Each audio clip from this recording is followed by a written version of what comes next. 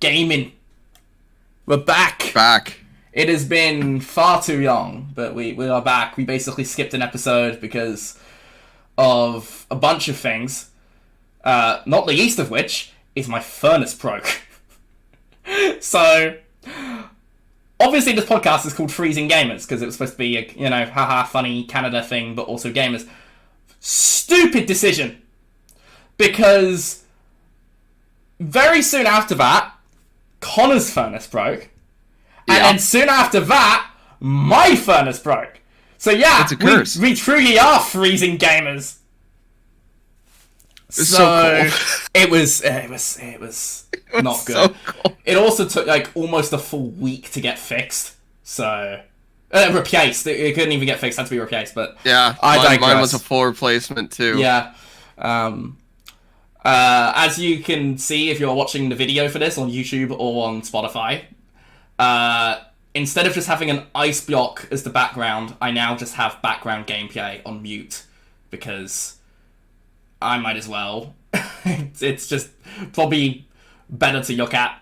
So, right now it's Astrobot, because we're going to be starting with State of Play, but I'll switch it at some point to something else. But something I do want to very quickly mention, in episode 1, I said Forspoken came to Xbox. That is a lie.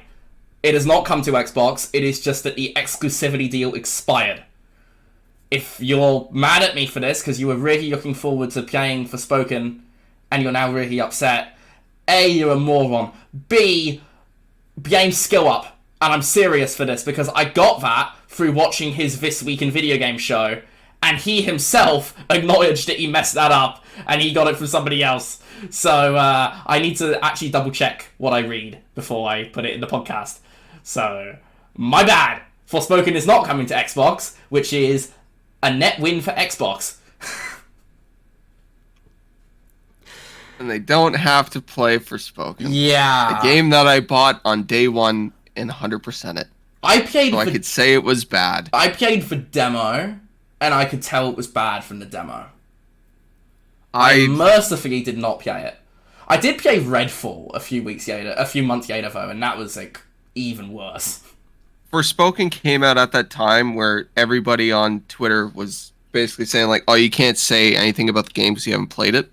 And I'm like, "I played the demo, I didn't like it." I'm like, "All right, I will buy this game and play it a lot so I can tell you how bad it is." I think I was reviewing the GoldenEye port at that time, which itself was a bit of a weird one to review, because it's like, it's a good game, but it's also aged really poorly.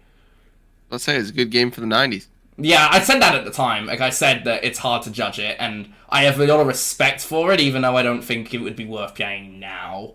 And also, I think the Xbox port was actually just awful. Like, as a port, atrocious. My guy I grew up with GoldenEye. Absolutely destroyed in this Astrobot finish. Yeah, I played the remake, the 360 remake, which I still love. The one trying to be Call of Duty? The one that did Call of Duty better than Call of Duty, yes. Yeah. I loved that game. That was my childhood, like, James Bond game. Difference between a 90s kid and a late 90s, early 2000s kid. Yeah. Is what GoldenEye did you play. You would have been very young when GoldenEye came out. I was like 4 when I played it. Okay, but I would have been like a fair few years after release. Yeah. But like I think I played it in 2000. Yeah, so just a quick correction on Forspoken. It's not coming to Xbox. W for Xbox. And fuck this name. And I'm so pissed off about it, we might end up renaming the podcast at some point, but we'll probably never find another name, so probably not. But awful decision to call it Freezing Gamers. Just awful call decision. It Warm Gamers and the house burns down, you're like... like, just call it Living Gamers. Just call it Breathing Gamers. Winning the lottery gamers. Would Oh, be a great yeah! name. Yeah, that'd be an awesome name. Canucks winning the Stanley Cup gamers. That will never That'd be a good one. That will never That'd happen. be a good one. I'll take Canadian. in the first round. Okay, let's go Habs go, apparently. Yeah. I never thought I'd ever hear you say that. Did you see that punch last night? Oh, for the Leafs, yeah. I didn't watch it. I did watch the end of the Detroit-Ottawa game, but I did not see any of the Leafs game. His little. It was crazy. Yeah, I did see that. I don't think I've ever seen that. Okay, Anyways, so should we start with the big thing that happened in the last... Well, I don't know. It's been a lot of big things over the last 4 weeks, frankly. State of play. I was in Montreal for the Four Nations face-off, which I should probably also mention. That was fun. That was like the one good... That's the one good thing that happened to me in the last 4 weeks.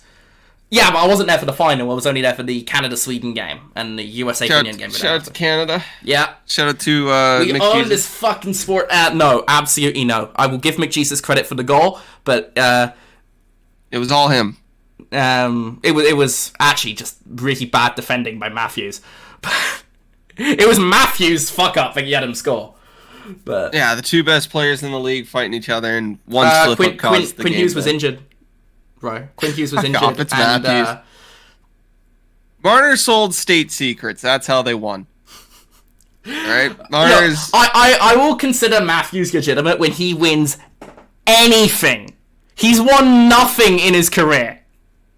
If he's on Team USA and they win gold in Milan next year, then I will consider him legitimate.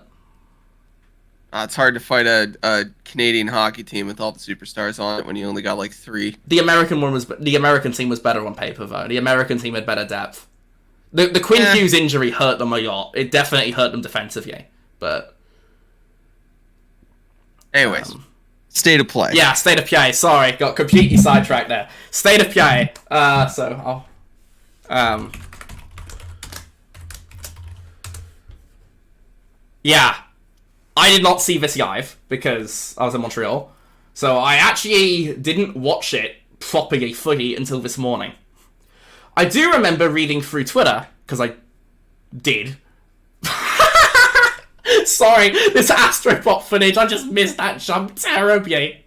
Oh, God. Anyway, I read through Twitter, and I saw, like, a bunch of mixed reactions. Like, it felt like reactions were kind of all over the place for this. And I feel like expectations for this were very important, because it seems like a lot of people were really upset there wasn't much first party. There was never going to be much first party at the minute, because a lot of their first party stuff's still like a year or two out. I just want to see, like, even if it was just a multi-plat that they got the marketing rights for, that, like, I'm excited for, that I would have taken that. Here's the thing. I actually thought it was a very, very good show. I watched through the whole thing this morning. I'd seen bits and pieces of it. I'd seen the gist of what it was, so there was no surprises for me at that point. Particularly at the last 15 minutes, it's like all stuff I'm really into. It was very much tailored to my taste, and I am very excited for a lot of it. So should we just start and go game by game? I do have... I'll actually send this to you. The wrap up, so you can kind of see what we're talking about. Your thing? Yeah. I'm gonna shift this over. So let me know when you're ready. I'm ready. Okay, so they started off with Monster Hunter, which is a bit of a weird one, because we all knew that was coming, and it's now out. It wasn't out at the time, but it took so long to get this podcast done, it is now out. It looks like Monster Hunter. I have no opinion on it. I'm sure Connor does. We'll get to that. So goddamn good. I've heard very mixed things about it, actually, but we'll get into that. I will say the graphics look fucking bad. Like, 360 level bad. Yeah, it's people's PCs. No, I mean, even just on the state of play footage, it looks bad. Like even in trailers, it doesn't look good.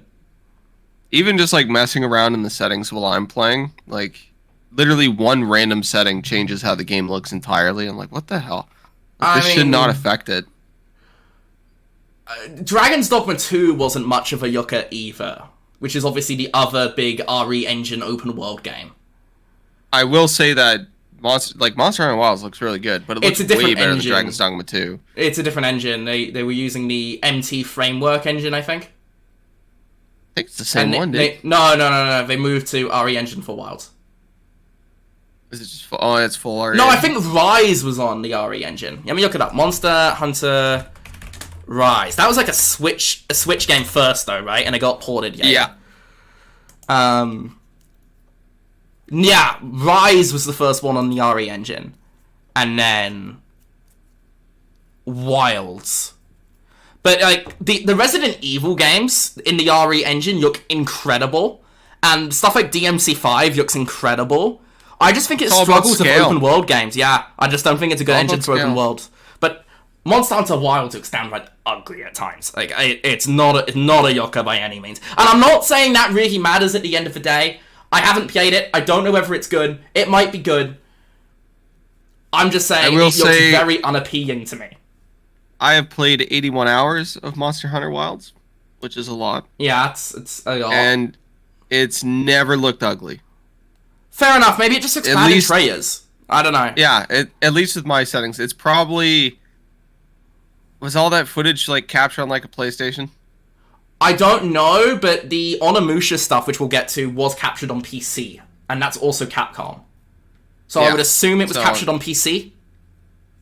So I don't know what they were doing, but the game, even from the first trailer, which I remember when we watched that live together, I was like, this kind of looks off. Like, it looks completely different to that. Yeah. So I think it's all about settings, and Capcom is not known for good PC porting. No, they are not. Except for the Resident Evil games, which have been consistently very well optimized. For some reason. But I have no idea. Resident Evil 2 ran perfectly back when I had a 1060. Yeah, Resident Evil 2 is just a beautifully optimized port. So is Village, actually. I played Village on PC. What a good port that was. What a good game that was. I'm actually excited for the next Resident Evil because, like, I actually really enjoyed Village. Capcom might be the best right now. I mean, I feel like we're Monster Hunter World. Fuck you. But yeah, we'll get into the Monster Hunter stuff. But I just want to mention that did start the show, and then the second thing they showed was the new Shinobi that they announced a while ago. Remember when Sega announced like they were making 5 games? And Shinobi was one of them. Another one was like Crazy Taxi, I think. I think there was a couple of others. One of them was Shinobi, and they finally shown that one off, and it's out in August, which is sooner than I expected. It looks good, though. It looks fun. It is kind of funny that Sega's doing the 5 games thing, because that was the Capcom 5 was a big deal back in the day. Yeah, I will say, I dig the look of it. I might pick that up. Obviously, reminded me a bit of the Lost Crown. And I did very much enjoy the Lost Crown, so... I like 2D games. I like fast-paced 2D ninja games, which is just a genre at this point, so I'll probably play it. It comes out the day after the Metal Gear Solid remake, which we will get to. Actually, no, sorry, 2 days before the Metal Gear Solid remake. No. That's probably enough to finish No, it's the day after. It's the day after. Okay. I'll be playing all over the place. But maybe on sale, maybe later. Then there was a Sonic racing game. I don't care. I don't care. Sonic Racing Cross Worlds. Did you play the last Sonic racing game? I have only ever played the Sonic Origins collection, and I didn't enjoy it. The Sonic racing games are actually good. I absolutely suck at Astro Bot. I'm sorry. This is off topic. I'm just looking at this footage. I suck at this. Great game. I will say that the Sonic racing games are actually good kart racers. Okay, I don't care. I'll get Mario Kart 9. I feel like it's a really bad time to have a Sonic racing game, because Mario Kart 9 is going to probably be a launch title for the Switch 2, or very close to it. I'm assuming. Mario Maybe Kart it'll be like a month later. It sold so many copies. I never actually bought Mario... No, I did. I bought it at one point. I have it twice. I have it on the Wii U. I did. I played the fuck out of Mario Kart Wii Evo, and I'm kind of... It's been long enough now, I'm kind of down for more of that formula. Yeah. Oh my god, that's embarrassing. God. You can tell this is my first time playing through this, because it's just... This is footage from back in September, right? I've just yoded it up. So yeah. Then Digimon Story Time Stranger, which is also very much firmly in the don't care category for me. I got friends that love the Digimon games. I can never get into them. Yeah. Like, that is not my thing. Even as a kid, like, I wasn't a big Digimon fan. There was like growing up in the 90s, like, it was like Pokemon or Digimon, like, back your guy. And yeah. I back Pokemon. Ever since then, like, any Digimon game I've played, no, not into it. I feel like this might get me excommunicated by some people, but I have never played any Pokemon or Digimon. Okay, yeah, well, you gotta fix that. That's honestly have no interest in fixing that. Oh god, this minigame was terrible. This was like the worst part of Astrobot, this one little minigame. Worst part of Astrobot is when you hit play. Hey, nah. Now you're just hating for the sake of it. I know you like Astrobot. I do. It's like a 7.5 out of 10. Oh, it's gone from a 9 to an 8 to a 7.5 now. Okay. Yeah, the more I think about it, the less good it is. One of those. I am having that with one game from last year, which I will get to in the what we've been playing section. I think you know what I'm talking about, but we'll get to it. Yeah. After that, they showed off something which is absolutely more my jam, which was Your Soul Aside. Now, if people remember, this was announced about a decade ago. This has been in development for a long-ass time, and Sony have funded it as part of their China Hero project. It began development from a solo guy, and then it kind of became a bigger thing. It's finally going to be coming out in May. And PlayStation are publishing it, which was, I believe, not the initial plan, but they are now publishing it. Yeah, it's also coming out on Steam. Yes, it is coming out on Steam Day 1. Which I don't think is necessarily reflective of Sony going to be putting everything on Steam Day 1, because Death Stranding 2 isn't going to be coming till later, and I'm sure Yote won't be coming till later. But it's because it's a partner title, so. But Sony just doesn't see PC as a threat. They see it as an extra revenue stream. Yeah. But yeah, if I this am one hits, into that. I'm excited for Your Soul Aside. Like, between last year we had Black Myth Wukong, and this year we have this. Like, if and next year Phantom Gate Zero as well. Yeah, like, if China just has banger games coming out every year that sell a ton of copies. Invest on that. But yeah, I'm excited. They just take a concept and they just run with it, and they're like, okay, people like this, we're just gonna do it. We're gonna do it to the best that we can. The thing is, China's been like a powerhouse in gaming for a long time, but it's always been in the mobile space. I suck at this game. Holy shit. Yeah, it's never been I mean, League of Legends was bought by a Chinese company, but does that really count? No. Like, everything if it's is developed mobile. in the USA, it doesn't count. I would not consider The Last of Us a Japanese game, right? I would consider it an American game. Yeah, so it's mostly been mobile for China. And now they're getting into the more AAA space, and we're going to see a lot more of that in the future. But I actually think Your Soul Aside looks very good. I'm looking forward to playing it. It looks very Devil May Cry. Kind of a bit of Final Fantasy 16 in there as well. I'm into it, and I will probably be playing that when it is out on May 30th. So another 7 out of 10 game. I think it'll be better than. I don't think it's going to be Game of the Year, but it'll probably be. No, Final Fantasy 16. Oh, okay, I haven't played it, so. It's the only reason I bought a PS5. Then they kind of went rapid fire for a few things. Pirate Yakuza in Hawaii got a demo. With a DLC for Dave the Diver. Yep. Splitgate 2. Got an alpha. I did not play it. I will probably play it at some point. I did actually enjoy the first game quite a bit. So I'll probably play. I don't know why it's getting a sequel though. I don't know why they're not just updating the base one. It's a new trend. God, Rainbow Six Siege X. I've forgotten about that, but yeah, apparently they're doing a. Yeah. At least they're not calling it Siege 2, because obviously we know how that went for Overwatch. So, oh my god, I'm bad at this. And it was WWE, I wish you could right? see this gameplay, man, because yeah, WWE. I'm probably not going to upload it, but I did record my reaction to the State of Play because it just felt weird watching it without doing that. I think I specifically said, fuck off during this section. Yeah, I don't care. So, yeah, they kind of did all of those rapid fire. Like a Dragon, the Dave the Diver, Yakuza DLC, Spitgate, and WWE. And then Borderlands 4 got a big segment. And I couldn't give a shit, dude. Yeah. I'm so done with Borderlands. Here's the thing. I actually enjoyed Borderlands 3. Oh, I love Borderlands. The story was bad, but I enjoyed the game. Borderlands 1 and 2 were so fun. It just hit at the perfect time. I was in high school. Me and my friends all played them both. Like, it was awesome. And then 3, I did not like, and now I don't care about 4. I'm kind of the opposite. I played 3, not really being into any of the other games, and I enjoyed 3, despite the story being bad. And then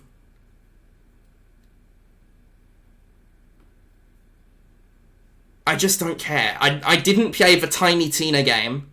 Wonderlands, was it called, right? Yeah, I couldn't either. Give me a second. I'll be right back. One sec. Sorry. Right, we're back. Okay, sorry about that. Yeah, Borderlands 3 I enjoyed, but I have negative desire to play any more of it, which is weird, because I did actually enjoy 3. But I'm just so burnt out on the whole shooter formula at this point. Like, and yes, it's a Division, and that's because I actually really like the Division's core gameplay. I just don't care.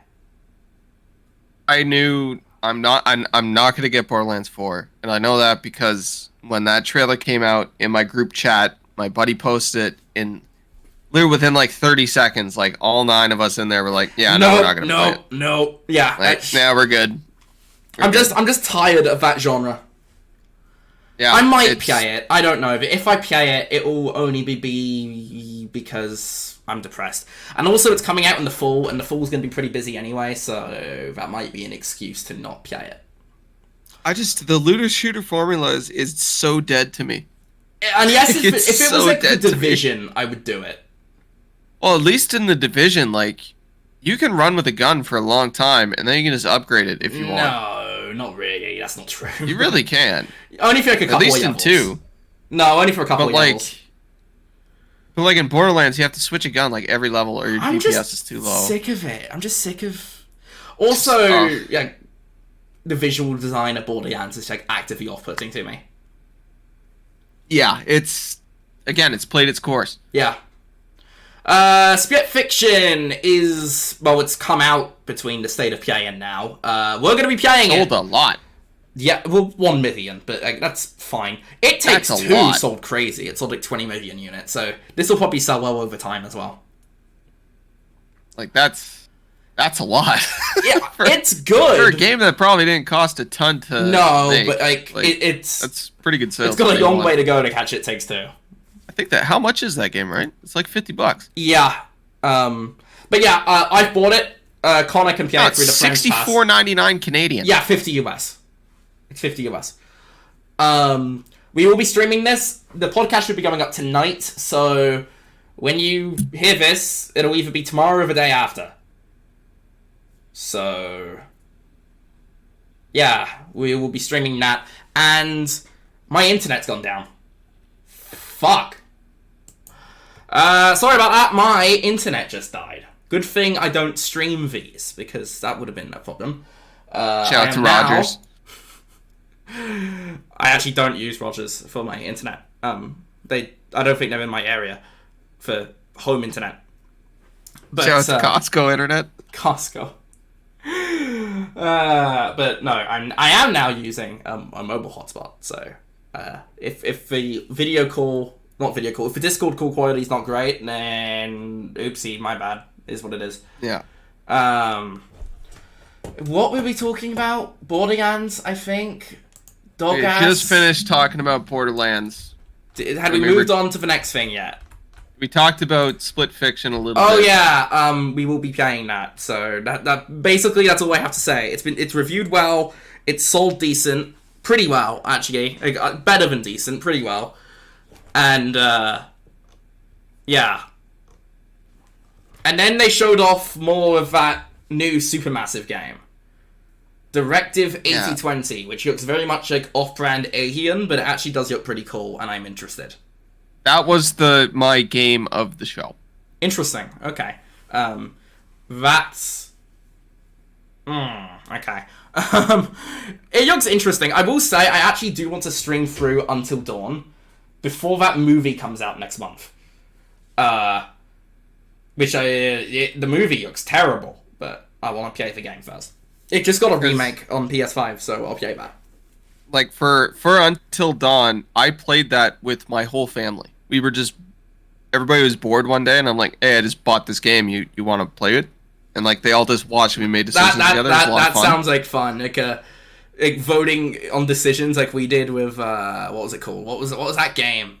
Oh my god, As Dusk Falls. On Xbox. That was good. Oh, I love that game. That was a good one, man. That game was so much fun. For no reason. Yeah, Directive 8020 actually looks pretty cool. I think it's one of the most interesting, at least conceptually, one of the most interesting concepts from Supermassive so far. Wait, in As Dusk Falls, we killed that guy's wife for, like, no reason, right? Oh, we just felt like it, yeah. We were just like, man, she's kind of rude. Let's just get her out of here. Well, we didn't kill her. We just refused to save her. Yeah, that's the same thing. Five Nights at Freddy's, don't give a fuck. Yeah, it's the Midnight Walk, which for some reason Games Radar has the Midnight Walk. They accidentally just posted the Five Nights at Freddy's trailer twice. The Midnight Walk reminded me of South of Midnight. And I don't know whether that's a good thing or it's a bad thing. I will say it looks more up my alley than South of Midnight does. I might play it. And that's out on May 8th. Interestingly, it's a VR title that is PS5 and PSVR 2.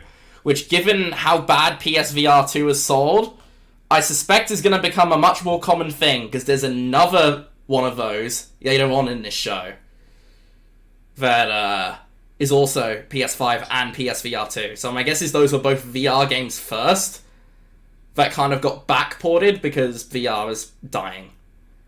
Which is a shame, but... It's just one of those things where it's like... the people that like VR bought VR, and it's hard to expand that.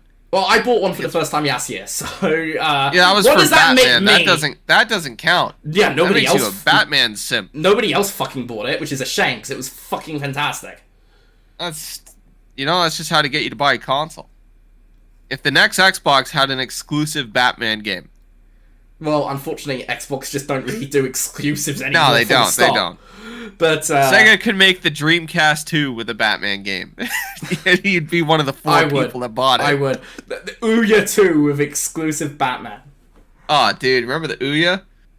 God. But yeah, Midnight Walk. I think that looks kind of cool. What do you think of it? Do you remember it at all? It had like the spooky little little. It was like stop motion sort of thing.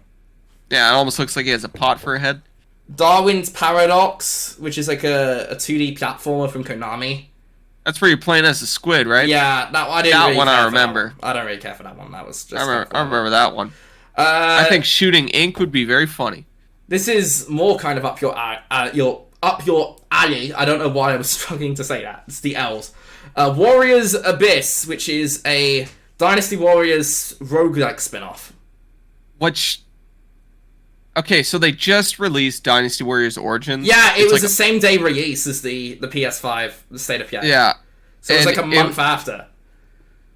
So the thing about this is, like, they just did all new designs for Origins. Like, the characters look good. It's more grounded. Like, they went in a direction I really liked. And then this is the complete opposite.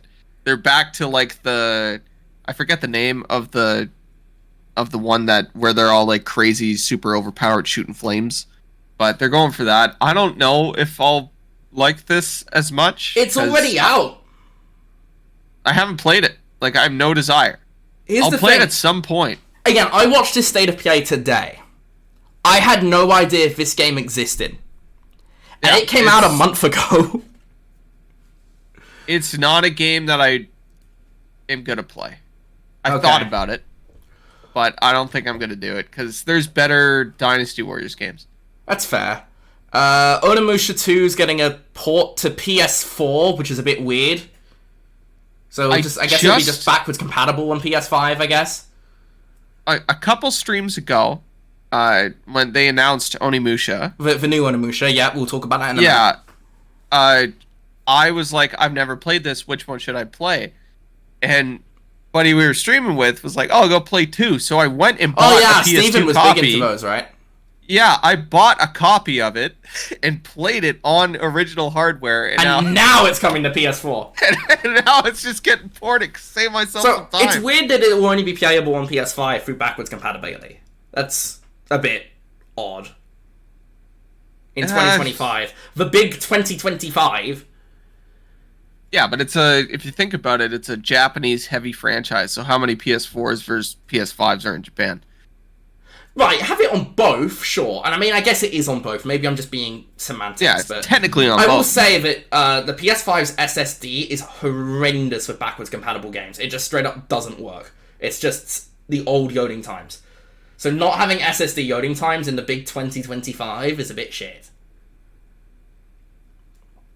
But...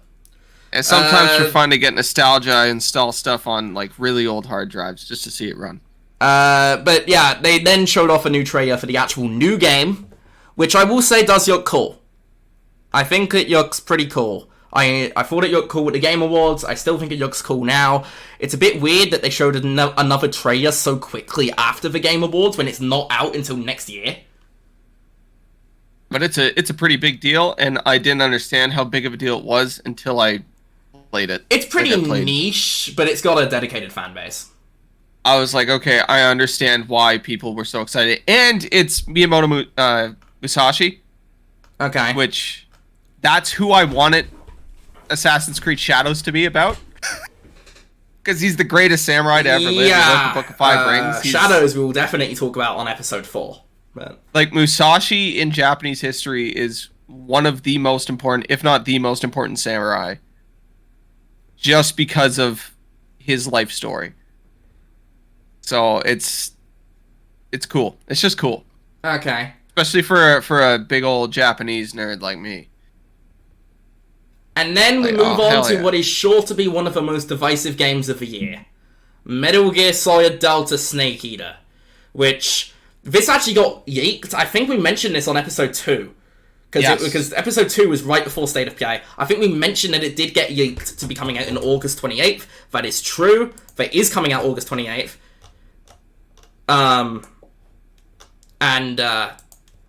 Yeah. It's coming. Nothing will ever replace the original. Don't get me wrong. Thing. I get the fee and Kojima is not happy this exists. No. I don't think he is. And I think 3 of all the Metal Gear Solid games, I think 3 was his favorite. Oh yeah, that's the one that everybody always kind of like has the most fondness for, I think. It's I will say, if they were to remake all of them, this is a good one to start with, because it's like the first chronologically. They should have remade 4, because the only way to play it's on a goddamn PS3. I've heard that's getting a port. It's not getting a remake yet, but it is going to get a port. Honestly, doesn't need a remake. It still holds up. It still looks good. Yeah, I mean, those cutscenes were crazy detailed for 2008. Yeah, it's like a 2-hour cutscene. Yeah, but just the graphics I'm talking. It's crazy. That was my second ever Metal Gear Solid game. Speaking of graphics and speaking of Kojima, spoiler alert, Death Stranding 2 is not at this state of play, but we will be talking about that very soon, and my god, that looks... It looks like it's going to dethrone Hellblade for the best looking game ever made. 5 out of 10. I said best looking graphics. Objectively, the graphics for Death Stranding 2 are phenomenal. Oh, it looks phenomenal. It looks phenomenal. Well, it's like when Metal Gear Solid 5 came out and they had the Fox engine. I'm like, this is the best Decimo is a game better of all engine time. than the Fox engine. Decimo engine is insane. Yeah, and then Horizon when also just looks phenomenal. When he got to just make whatever the hell he wanted. Why the fuck did I just stand there and just let him kill me? God, I wish you could see this gameplay, because I am absolutely exposing myself as a fraud here. But yeah, sorry, carry on. Death Stranding. Yeah, it looks good. We'll talk about it because we'll talk about it. But that is coming out in June because of the South by Southwest thing, and so it's going to be the summer of Kojima, which I'm not sure he's consenting to. But that sounds bad. That sounds bad. I think he's only 50% in on this one. Yeah. I will play the Metal Gear Solid remake, but I want to make a point of streaming through the original first. And Have you never played the original? I don't know. I've definitely played Metal Gear Solid 5. I don't think I've ever played 3. He's really good. I will play through the remake, but it's going to be a weird one, because like, even if it's a good remake, it's being actively made against the wishes of Kojima. At least we assume. He's not actually said anything on it. He might be completely down for it, but he said nothing, and I feel like if he was happy about it, he would have said that he was happy about it. Kojima did remakes. He did remakes before remakes were cool. I know, but like this feels more like a Saw Captain Marvel situation. Well, like people have been asking for this specifically for years. Yeah. Oh, it's gonna sell well. It'll probably sell better than Death Stranding 2, frankly. Which is kind of funny. But yeah, I will be playing it for sure. But they followed that up with the I Never Asked for This Man. Elias Tufexis, I think his name is. Adam Jensen from Deus Ex trailer, right? Yeah, I will say the fact that Elias Tufexis is voicing the protagonist immediately has me more interested. Because I adore that man. He was the best part of the new Deus Ex. How do I say this without sounding gay? That is the nicest sounding voice in history. That sounds gay. That sounds gay. Yeah. It's not like... I give that like a 3. 3 out of 10 in the terms of the gay scale? Yeah, of the gay scale, it's fine. I could call my brother and ask him. He would know better. Yeah. Cam, I need to tap into the community right now. Just obligatory disclaimer that this is not demeaning. Obviously, I fully support the LGBTQ community, but I'm just not one of them. If you get what I'm saying. If you want, I could talk about what I would do to him and make it really gay, but... Hey, yes! Anyway, how was us? September 4th, and I am now a lot more interested than I was. Oh, I also think the game actually does just look pretty cool. So yeah, this is when we really started getting into like the good stuff. The stuff like, made me excited. And then that kind of ended with the Eyes of P DLC. I've heard it's good. I haven't played the base game. I want to play the base game, but I'll probably never get around to it. So by extension, I don't really care about the DLC. Liza P, good game. I beat it. I remember you said I don't think I'll ever. Yeah, I won't go back to it. It was fun while I played it. But if I want to play like a Souls game with that kind of setting, I'll just play Bloodborne again. Yeah. But people love this game. Like, oh yeah, I know a lot of people who are super. There are people that were upset it didn't get a Game of the Year nomination. Which I think it probably should have. I don't know, because 2020... I only played one of the 2023 nominees, but like I know a lot of people really loved like, basically everything on that, yes. I would put Liza P over a DLC. It was the year before.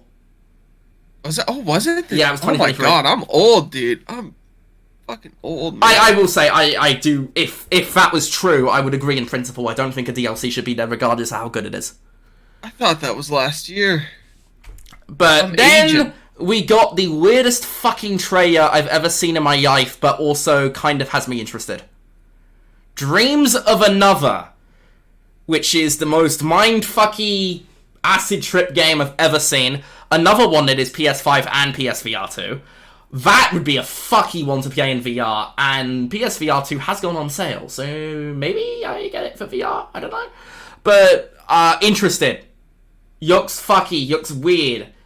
But I find the more games I play, the more I just appreciate fucky weird shit that nobody else would ever dare do.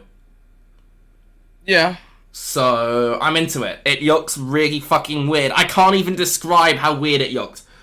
Just go look it up. Dreams of Another announced trailer. It is the weirdest fucking thing I've ever seen. And I'm kind of into it. And then, the next one. We got Days Gone Remastered. The most unnecessary remaster of all time, which I am absolutely going to be buying day one. Probably... It is more unnecessary than The Last of Us 2 remaster. No, because I would say The Last of Us 2 is a better looking game. No, in terms of, like, it did not need to be remastered. Yes, but I would actually say... I mean, they're both kind of the same level, but I would actually say it's slightly more necessary than The Last of Us 2 remaster. But both of them are very unnecessary. So they deny them the sequel, and then they get a... Here's the thing.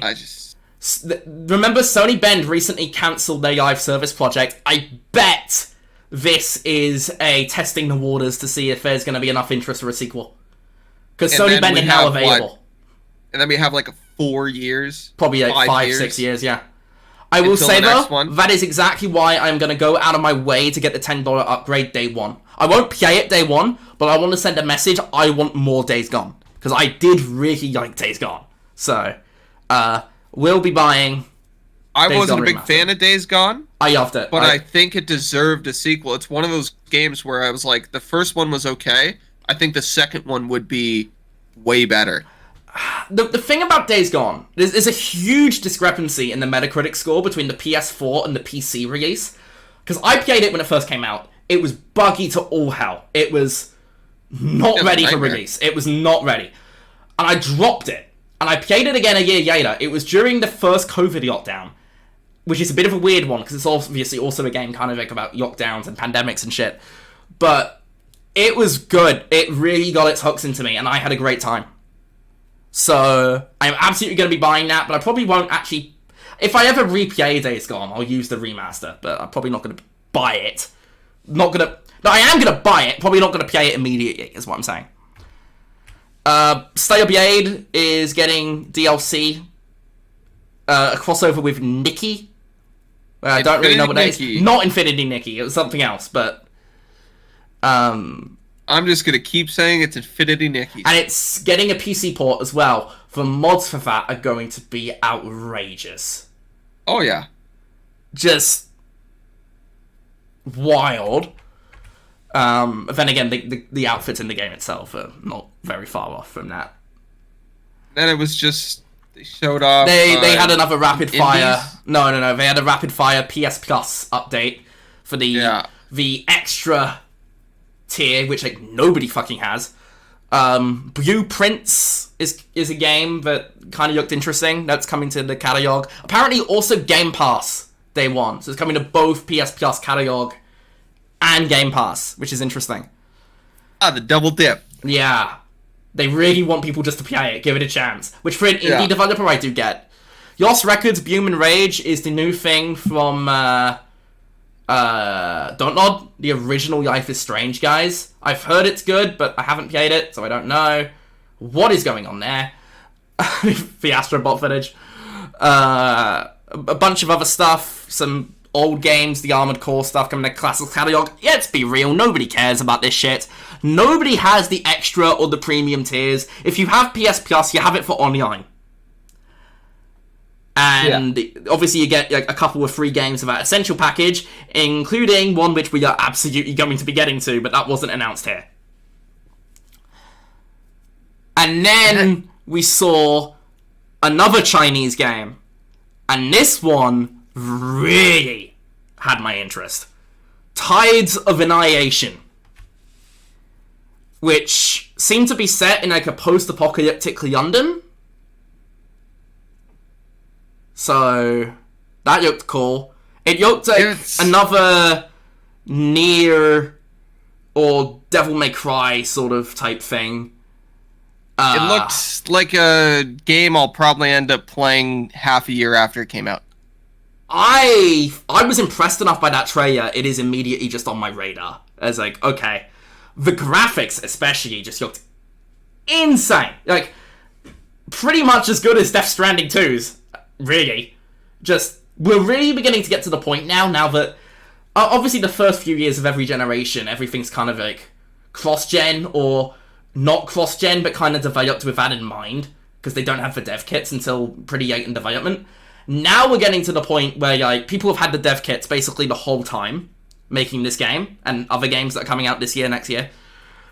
So we're really beginning to see the boundaries getting pushed with graphics. We're really beginning to see some actual next-gen looking games now. And this generation specifically, I feel like the older consoles held on longer. That was because of COVID and stock shortages. But also, even like PS4 exclusive games. Go back and look at like Bloodborne or whatever. Good looking game, absolutely. But it doesn't look anywhere near as good as like God of War or The Last of Us 2. There's always a second phase that makes them look way better. Yeah.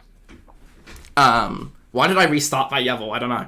But anyway, I am very much into that. Also very much into what came next, which was like some mech first-person shooter. Looks cool. Metal Eden, out May 6th. I'm into this. I will probably try and... It looks good enough where I want to actively make time to play it. Get into the mech genre, man. Well, it's more of like the shooter stuff and the mech stuff, to be honest. But yeah, it looks very cool. And then the game of my entire show. This was my game of show. What was next? Now, backstory for this one. Mind's Eye was announced as the first game of Yezi Benzies, and if you remember him, he used to work at Rockstar. He was one of the main Rockstar guys. And he founded a new studio called Build a Rocket Boy, and he's building like a game platform, kind of like Roblox, but more triple wave than what you think when you think of Roblox. Is it Roblox or Roblox? I don't know. But your British is showing. What's this supposed to be? Roblox? Roblox. I don't care. Anyway, Yezi Benzies is Scottish anyway, so I can't believe this. but I think they're making a few games, and then they're just going to open the developer tools up for anybody else to make games, which, by the way, is actually a really good concept, and I'm into it. Mind's Eye is the first one of those games that they are making in the Everywhere platform. And it's also going to be sold as like a standalone box product as well. Yeah. I was not really that fussed about this at first until IO Interactive signed a deal to publish it. And if there's anything that is very much not a secret about me, is I fucking adore the Hitman games. These motherfuckers have an eye. And if they think this is worth my time, I trust them. And I will say, the trailer that they showed off, yeah, I'm into it. I'm down. I'm excited. This is actually one of my most anticipated games of the year now, because it's apparently out this summer. So, yeah. All right. What did you think of this one? It is just, it looked all right. Okay. I didn't get really much less pumped into up it. for it. Much less into it than I am, I see. And then they ended the show. Sorry, what? Oh, this one. I was just gonna say, like, when I watched this live and like it popped up, and I was like, oh, is this?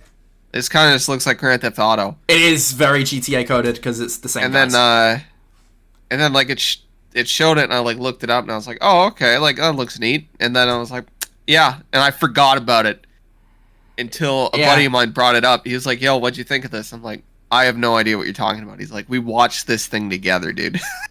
Like, I don't know.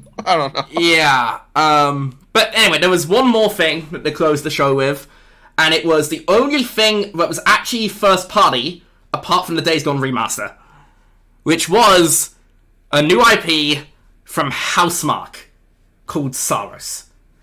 And that's basically all we know about it, except the plot of it is when the sun dying, and then madness reigns. That's what they say, but who fucking knows? It's very obviously a Returnal sort of game, but just not a direct sequel, which is good, because I don't think anybody really wanted a Returnal 2. A lot of people really wanted Returnal. Well, here's the thing, I did not play Returnal, but like, I know people that loved it. Like, it was their game of the year that year by a massive margin. It was fun. It's one of those you either love it or you just don't really care for it. Yeah, it was fun, but like when I'm walking past my little library of games there and I see my Returnal copy, I'm not going to pick it up and play it. I mean, It I wasn't bad. haven't played it, right? I've heard it's very hard. When it comes to Saros, I heard that it's going to be significantly more accessible, which is good. And it is coming in 2026, which means that PlayStation are actually set for a pretty big year, if everything comes on track. Because it looks like they're going to have Saros, Wolverine, and maybe Intergalactic as well. Most exciting thing happening to PlayStation so far this year is Forza Horizon 5. Yeah, we talked about that on episode 2, but Yeah, I will say, Sony are not going to have a bad year this year by any means, right? No, they just had a bad start to it. They don't know of anything until Your Soul Aside. Except for that, like, Midnight Murder Club thing, I don't really care for that, to be honest. I think it's going into beta this week, actually. I don't even know what that is. It's like, what was it Ilphonic? No, it wasn't Ilphonic. It was, I think it might have been Ilphonic. You know Predator Hunting Grounds team? Yeah. It doesn't look great. I mean, Sony always have their weird multiplayer shit. But Sony's they do been have doing Your weird Soul multiplayer Aside, shit. Death Stranding 2, and Yote at the end of the year. So, they're actually set for like a decent year this year, and then next year is going to be like, you know, back to prime form. But Sony had a rough couple of years because of their games as a service push. I mean, basically the only first-party titles in the last 2 years were Spider-Man 2 and the game that is currently on screen right now. I mean, they had Stay or Blade, but that was a partner deal, right? That's like... Jeez, that's bad. I mean... That's bad. They had partner deals, right? They had exclusivity for Final Fantasy. They had both 16 and Rebirth. They had Stay or Blade. They had Rise of the Ronin. They had stuff, right? But PS5's never been starving for games. They had their finger on the pulse for so long. They did. Jim Ryan really fucked it. Jim Ryan really fucked it. But they are beginning to kind of get back to it, which is good. I will say, I actually thought that was a really good show. It was very much tailored specifically to my taste, which is single-player games and a lot of new IP there, and I'm really just... Man, I'm at the age now, and I sound fucking old saying that, I'm only 23, but I'm at the point now where I want new shit. I'm excited for the Outer Worlds 2, but it doesn't get me going mental, right? Yote kind of does, but that's because... But... This show didn't do it for me. Fair enough, but it did do it for me. It wasn't... I knew there wasn't going to be much first party, right? Honestly, I'm surprised we even got Saros. That was more than I expected.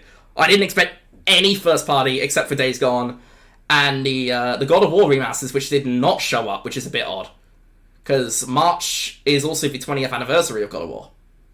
10th anniversary of Bloodborne this year. Yeah, I have heard rumours that Bloodborne is actually going to be getting a PS5 port and a PC port, but who knows? Hopefully. It's been a while. It's the one that everybody's been asking for. Is that like 10 FPS? Yeah, the PS4 version is not aged well. Like, it is ass. But yeah, particularly the end, the last 4 games of that show were Tides of Annihilation, Metal Eden, Mind's Eye, and Saros. Every one of those has me at least interested. So I actually thought it was a really good show. Very third-party focused, but I liken it to the E3 that Microsoft had in 2018. I'm not sure if you remember that show, because obviously 2018 was a long time ago. Everybody hated it, because there's nothing first-party except Halo and Gears. And I'm like, yeah, but they showed some cool third-party shit. They showed Cyberpunk, they showed Dying Light 2, they showed a bunch of other stuff. Dying Light 2 took ages to come out, though. It took like 4 years after that. I really liked Dying Light 1, so I was so excited for 2, and it was just kind of okay. I haven't played it, actually, but I did play Cyberpunk, and I did love it. There were a few other third parties that like really stood out to me, in that one. I'd have to look at the list, but I remember I really enjoyed it, that show. I feel much the same way about this one. I do think this was a good show. A very good show, actually. Like, most of what they showed had me at least interested. And it's pretty rare that a showcase will do that. So, the like to dislike ratio is, like, not bad. I think it's, like, 70,000 likes to 20,000 dislikes. But the top comments are brutal. Everybody's, like, really mad. Oh, I think the telling thing was I scrolled through and there was no timestamps in the top comments. Yeah. And I was like, oh, okay, they just didn't care. I did. There was a lot of stuff there that, like, actually really grabbed my attention, so. One of those state of plays where, like, a lot of people liked it and a lot of people really didn't. I don't know. I don't know what people were expecting. Like, Uncharted or Wolverine, it's not time yet, man. Like, the only thing I expected was the Dragon's Dogma 2 DLC that was leaked forever ago. That didn't show up, and I was like, oh, that's odd. And that's about it. Here's the that's thing, all I thought. I went in with like, no expectations. It's like, we're gonna get the Days Gone remaster, and beyond that, it'll be what it'll be. I didn't even think we'd get Your Soul Aside. Yet again, that's coming out in May. So, yeah. Good show. It was okay. I think. I seem to be a lot more positive on it than you are. Yeah, but I'm like a cynical ass. So am I, though. And I actually did like it.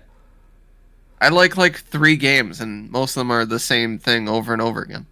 That's true. I think my tastes are a little bit wider than yours. I like RPGs and strategy games. That's not true. That's not true, really. You might actually have a wider choice range. I play a lot of games. I just don't like whatever the big game is. I try to play and I can't get into it. Like, famously, I do not like God of War. Yeah, you're like the one guy who doesn't like God of War. I don't like Horizon. Horizon's a bit of a weird one. Horizon, like, has a much worse reputation on the internet than it does in real life. Yeah, like, I just don't like it. That's just how it is. But, yeah. A couple of other Sony things to mention, because obviously we've been talking for almost an hour now, and we are still on the first topic. But that was always going to be the longest one, because it was like, there was loads of stuff to mention. Death Stranding 2 did not show up at State of Play, and then Kojima announced he was doing a panel at South by Southwest, which is a film festival, which is a very Kojima thing to do. And at this point, Sony are just letting him do what he wants, because they worship him as a god, as we all should. All hail Lord Kojima. Anyway, there were rumours. I was actually expecting Death Stranding 2 to be kind of late in the year, because we hadn't heard anything from it since the January 2024 State of Play. So it's like, okay, it's not coming soon, it will be late in the year. Then rumours popped up that we were getting a release date at the panel, which I thought was weird. It's like, why would you put a release date at the panel? But they did, and it's out June 26th. And, look, I am a certified Death Stranding enjoyer. That game is pretty divisive, and I actually understand why. I understand why somebody would bounce off it. It's very focused, and it's not trying to please everyone. I love it. I think it's one of the best games ever made. And I saw the trailer. I didn't see it on Sunday. I saw it this morning. Because it was only 2 days ago of the panel. Yeah. It might be my game of the year. Like, it might be my game of the year. I think it looks incredible. I am so excited. So, that's coming out in June. A bit of a weird one, I will say, because like it's very rare we get big games in June. Basically, the only other one I can think of is The Last of Us 2, and that was the COVID summer where nobody could go out. I think I said that it was going to come out in summer. It was either on the podcast or on I had a feeling it would be like September. It would be either September or November, and then Yote would take either September or November. But you know, it's a game that I didn't like the first one. Yeah. I'm probably not going to play it. Here's the thing. I actually understand why somebody would not like Death Stranding, because I actually thought I would hate it. When I first played Death Stranding, I'm like, I'm not gonna like this. This is bad. And then I actually played it, and I'm like, this is fucking incredible. I played it. Yeah, it was a game. Here's the thing. Obviously, Death Stranding was very divisive. It was you either loved it or hated it. It was the most awarded game of 2019. It won the most overall Game of the Year awards, but also only has an 82 on Metacritic, which is a bit of a wild thing, right? I suspect Death Stranding 2 will be much the same. It does seem to be a bit more action-oriented and a bit more horror-oriented, so I think it will be generally better received than the first one, but it's going to be very much a love it or hate it game, just like the first. Yeah. And I adored Death Stranding, and I really didn't think I would. And because of that, not only because of that, because I do think, even just as a sequel, Death Stranding 2 is very much impressing me. And I do think I think it's going to be incredible. Also, visually, holy shit for Decima Engine. It's just insane. It looks really good. I mean, Horizon Zero Dawn came out in 2017, right? That was the first game. Was it the first or second? Was Killzone Shadowfall on Decima? Might have been. What? It was either the first or second. Killzone Shadowfall, by the way, still looks fucking incredible. That was 10 years ago. Yeah, let me look it up. Decima Engine. Killzone was the first one. Death Stranding, Horizon. Yeah, Killzone Shadowfall was the first one. So, I mean, Horizon Zero Dawn still looks incredible. Horizon Forbidden West looks ridiculously good. Well, I think you can now put the Decima engine up with, like, the Frostbite engine. I think it is the best engine in the entire industry. Yeah, like, it just makes really good-looking games. It is. Like, it's up there with...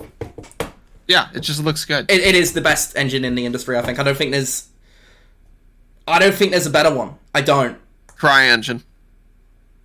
We never get anything on CryEngine, but maybe... Kingdom Come Deliverance 2. Oh, of course, that's on CryEngine, wasn't it? That is a good-looking game, I'll give you that. It's not as good-looking as, like, Horizon, though. But it's also a very different scale. You can also run that game on a potato, and it runs fine. I've heard performance for that is, like, crazy good. Like, it's... Which is the opposite of your typical CryEngine game, which are typically fucking PC destroyers. Yeah, normally it's like you have to have something built out of Mount Mordor rock, but... Did you hear they cancelled Crysis 4? Why? Because Crytek had a bunch of EIOS and they decided to focus on Hunt Showdown. That sucks. I love Crysis. They didn't say they cancelled it, they said that they are stopping development on it for now. That's fine. They're putting it on hold. Which means they're probably not going to do it for another 5 years. The biggest problem with Crysis is they did 3 too soon after 2. Feels like there were a lot of games that got like a trilogy in the 360 era. There were a lot of trilogies. Which goes to show how bad game development has regressed, that it takes 6 years to get sequels now. It takes whole generations to get sequels. All the scale and all the bullshit they have to do now, it's just... Yeah, I mean, we're going to get into the shit show that is AAA when we talk about other things, but... I mean, we kind of started off on a bit of a high, things I'm excited for. We got some depressing shit to talk about, don't you worry. Yeah, The Last of Us 2 HBO. Now, what a segue! What a segue! No, but... yeah, we might as well talk about this now, right? Last of Us 2, HBO. We knew it was coming in April, we now know it's like... Is it April 12th? April 13th? April 12th, I think. I think it was 12th, yeah. April 13th is a Sunday, so it's probably April the 13th. Yeah. I am actually surprised they're going, yeah, it is the 13th. Okay, we're wrong, and we're stupid. Yeah, fine. I will say I am surprised that, they're going straight to adapting the second game. I figured they'd do, like, something in between for Season 2. They could have done an original story, I cannot wait for the discourse we're going to get after Episode 1. And okay. no spoilers. I mean, fuck it. Everybody knows at this point. Okay, but and hear me out on this. What if they finally do what I've been saying about The Last of Us 2 doesn't have a bad story. It's just a very oddly paced game. If they just switch the story around... I don't think they're going to do that. They might do it a little bit, but they're not going to do it as much as you think. Here's the thing. My views on The Last of Us 2 have actually changed a fair bit, and that's without even playing it again. I did not like it when I first played it. And I still don't really like it in the traditional sense, but I actually kind of respect it for taking risks. I don't think many of those risks paid off, but from a creative level, I don't know, man. Like I said, I'm nowadays I'm more okay with a risky bet. But all I'm saying is, if they just switch the story around, just because like the way the story's set up, like you can show all of one part before showing the next. They just need to do that. Yeah, my plan was to replay. I was gonna buy the remake of the first game and stream through that because I still haven't played the remake. And then I was gonna play through the second game because I haven't played through the second game. I don't think I've even had it installed since the day after release, because I played like 20 hours of it, beat it, and then I uninstalled it the day after. Because I beat it in like 2 days. It was locked down, man. What the fuck else was I going to do? I mean, what else were we doing? That was, by the way, awful timing for that. That's not on them, but it was not good timing. I think a lot of people just didn't want that world in that moment. I got my copy early. I think you told me, yeah.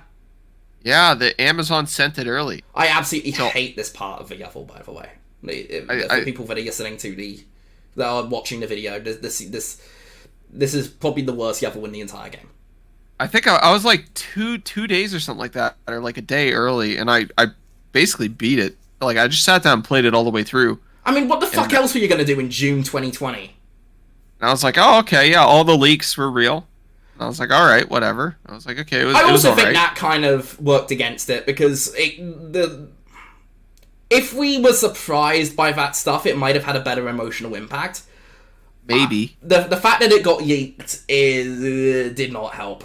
People got mad before they even played it.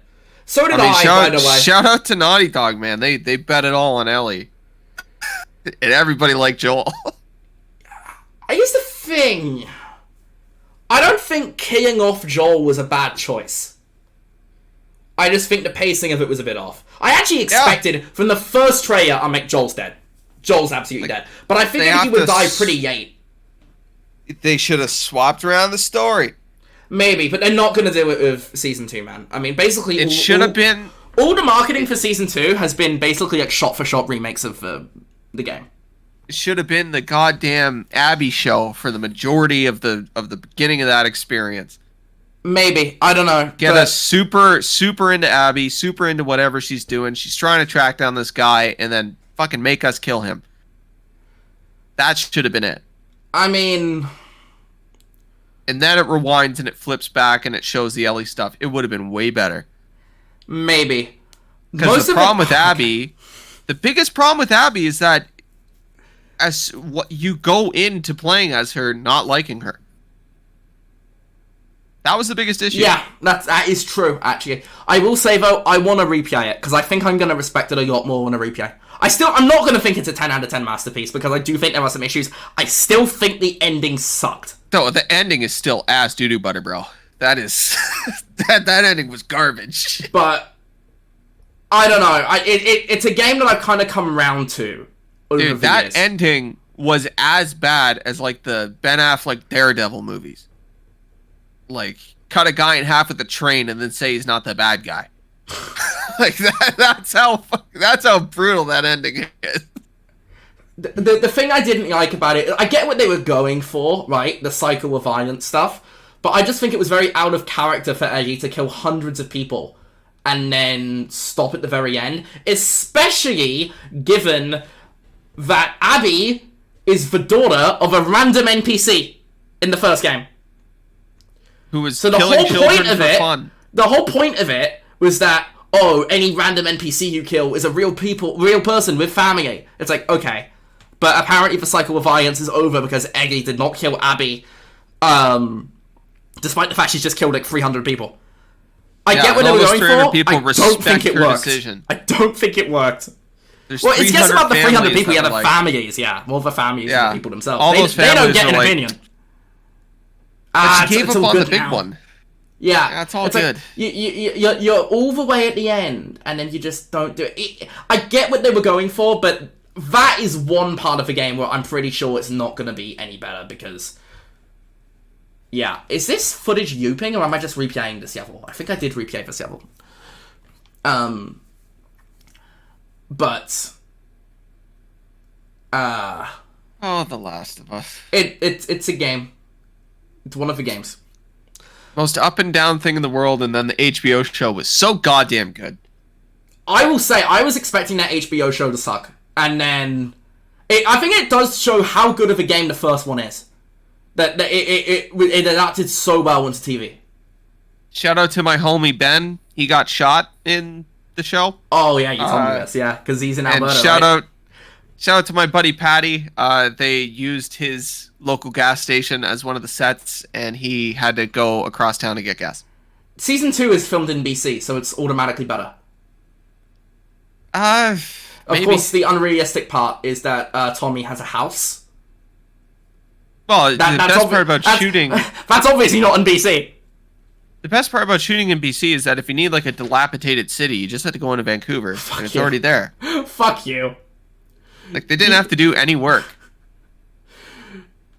I mean, the downtown east side is... It's brutal. Brutal. I will say, that's probably at the worst... out of the major cities in Canada, that's the worst part of any of them. I will say, there are parts of Vancouver that are just...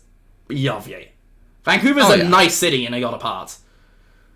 And then shout out to my buddy Jeff, who left this morning to go out for fire safety. As the BC fires are going to start in about a month. Oh, yeah.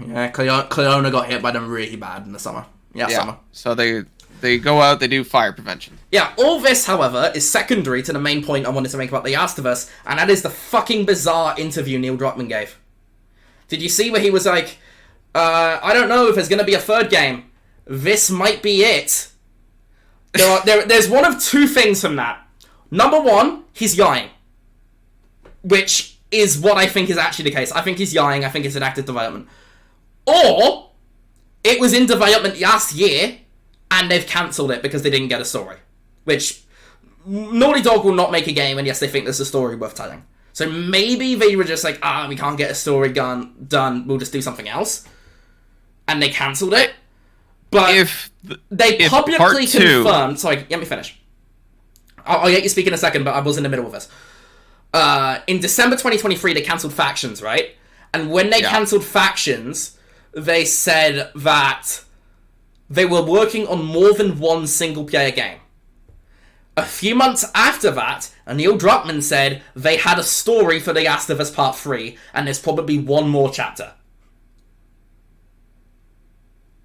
So, either they gave up on the idea, or he's lying. And I think he's lying. I think they are still making it and he's trying to throw us off. Or they finish it with the show.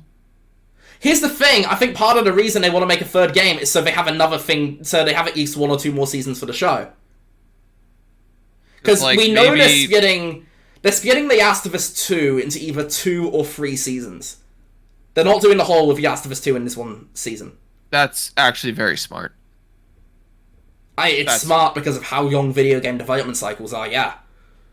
No, it's the show. It's smart because if they try to push it all through, it's like it would be ass. Yeah, I don't know. Maybe I don't know. Dude, the Game of Thrones problem. They tried to cram in the final 5 seasons into 2 seasons. I'm so bad at Astro Bot, man.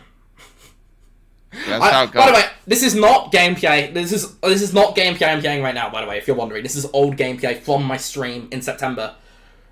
Showing off how bad he is at Astrobot. To be fair, this was my first playthrough. This was a blind playthrough, so blind playthroughs are always supposed to be, this is what I think of a game, and more, and yes, so, this is my ultra speedrun skill run.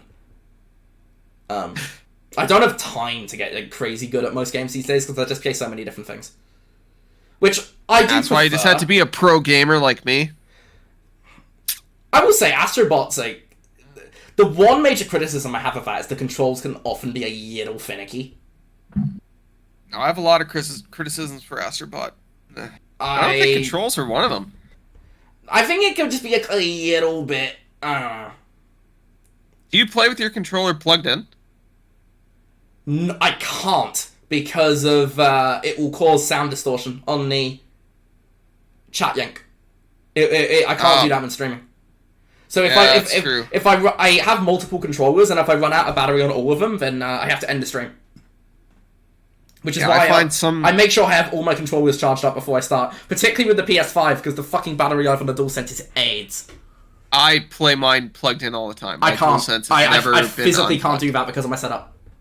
Yeah, like I moved my PlayStation to behind my monitor so I could plug it in. I don't play my PlayStation on the big TV. This is the second time in this footage that I played this level, and I just made the exact same mistake. It's called being bad. Yeah. I'm not even going to argue that was embarrassing. But I will say right now, I believe, as far as I'm aware, Naughty Dog are all hands on deck with Intergalactic. That is what they're doing. So maybe they do have a third... Maybe they cancelled it. Maybe he's telling the truth, and they just cancelled The Last of Us 3. Yeah. Maybe they just didn't want to deal with it. I will say, because obviously The Last of Us 2 has like a real dedicated brand of hater. Which, by the way, I get not liking a game, but I feel like people do kind of need to move on a bit. It's been like 4 years. Yeah, it's 5 in June. Almost 5. Yeah. Today was 5 years to the day since the NBA shut down for COVID, which was the first like big domino to fall. Everything else happened in like a couple of days after. Hey, boss battle time. But maybe this is going to sound real weird if you're just listening to this audio on Spotify. We're talking about things. I'm like, hey, boss battle time. But maybe we see it on the PS6. I was going to say, obviously Intergalactic's coming out soon, so any other game they're working on would be at least like 3 years after, which would be PS6. The question is how far into the PS6. If they even do it. Yeah, here's the thing. Maybe the second game they're working on is assisting on the Uncharted, but I feel like...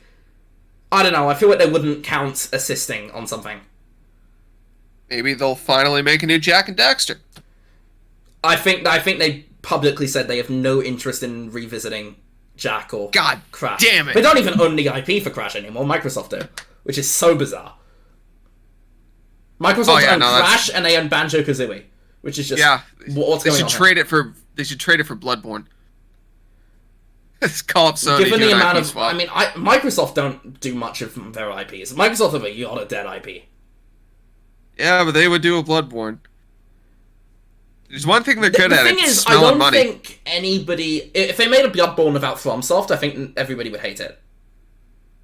You need FromSoft for that. Still. Not with Sony. They do not like Sony. No, that's why I said Microsoft. Which is weird, because Sony own like 15% of them.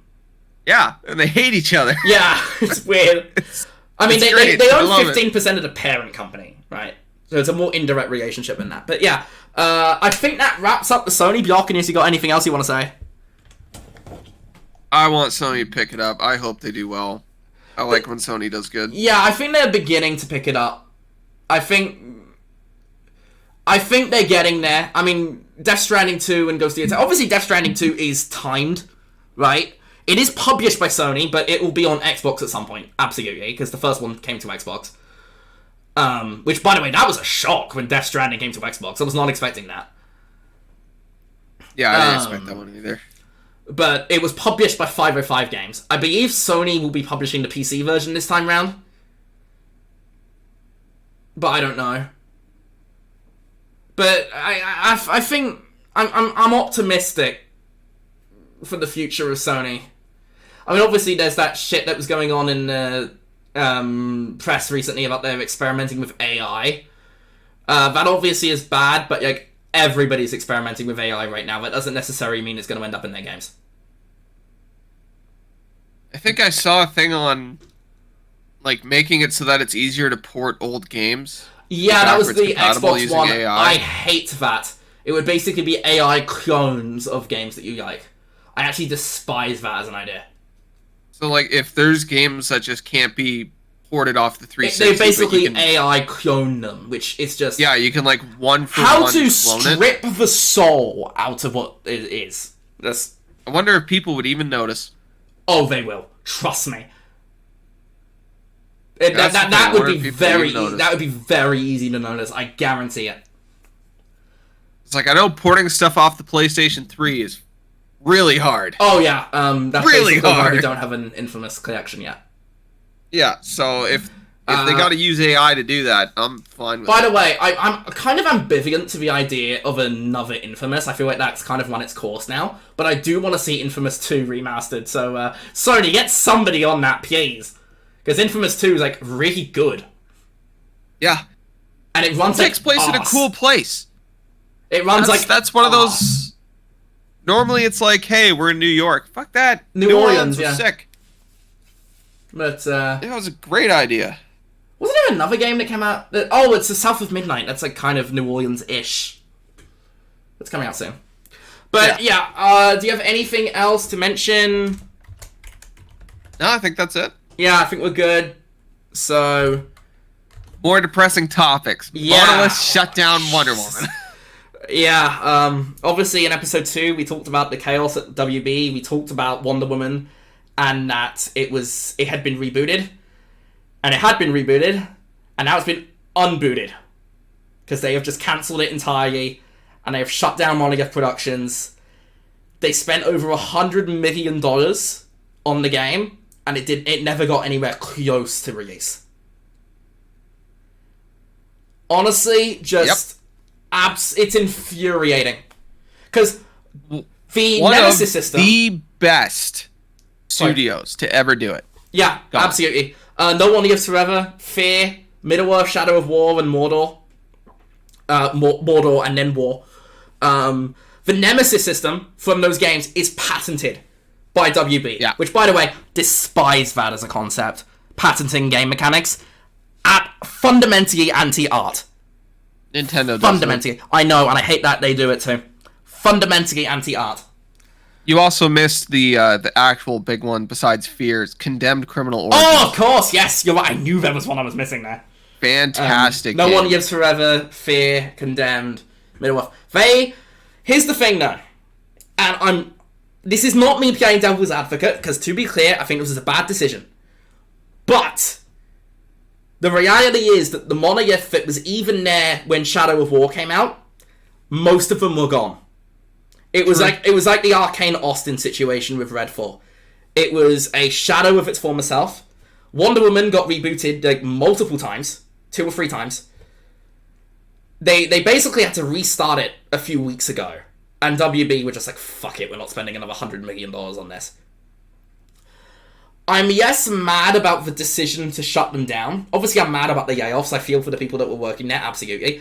But generally, I'm mad about them shutting it down than I am mad about the mismanagement that the old WB regime did for Monolith. Because they were working on something. I'm going to look up the Jason Schreier article. I don't have Firefox open anymore. Firefox, your month is coming up soon. Fuck you.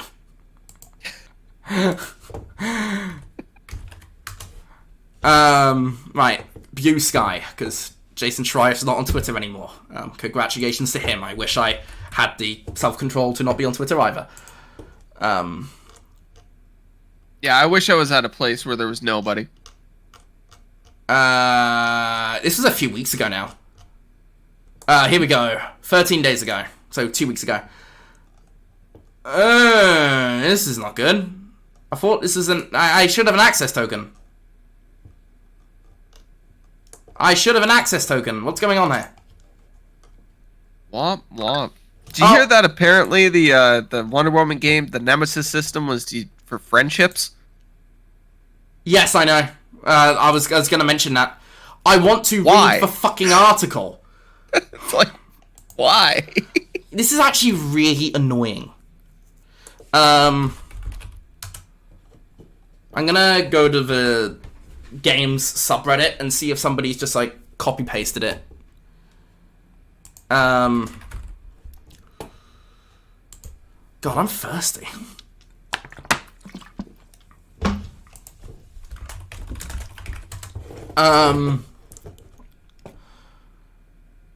Bloomberg shuts free video game studios. Right, is somebody gonna post the article in the comments? Please do. I don't want to pay. Please, Lord. Nobody has posted it. This is bad. All right, give me a minute. I will figure this out.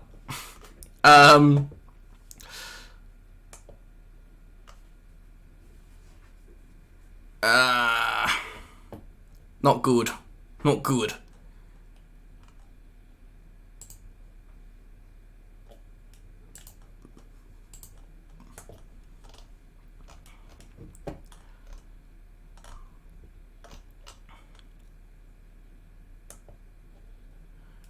Can I read the previous one? No.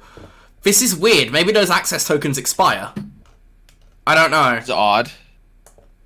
I mean, they're gift tokens that Jason Schreier puts out on Twitter. You click the link from his Twitter, it will be have a gift token. But maybe those expire? Yeah, I'm blocked by Jason Schreier on like every social media. He never blocked me, actually. I've never gotten on his bad side, so...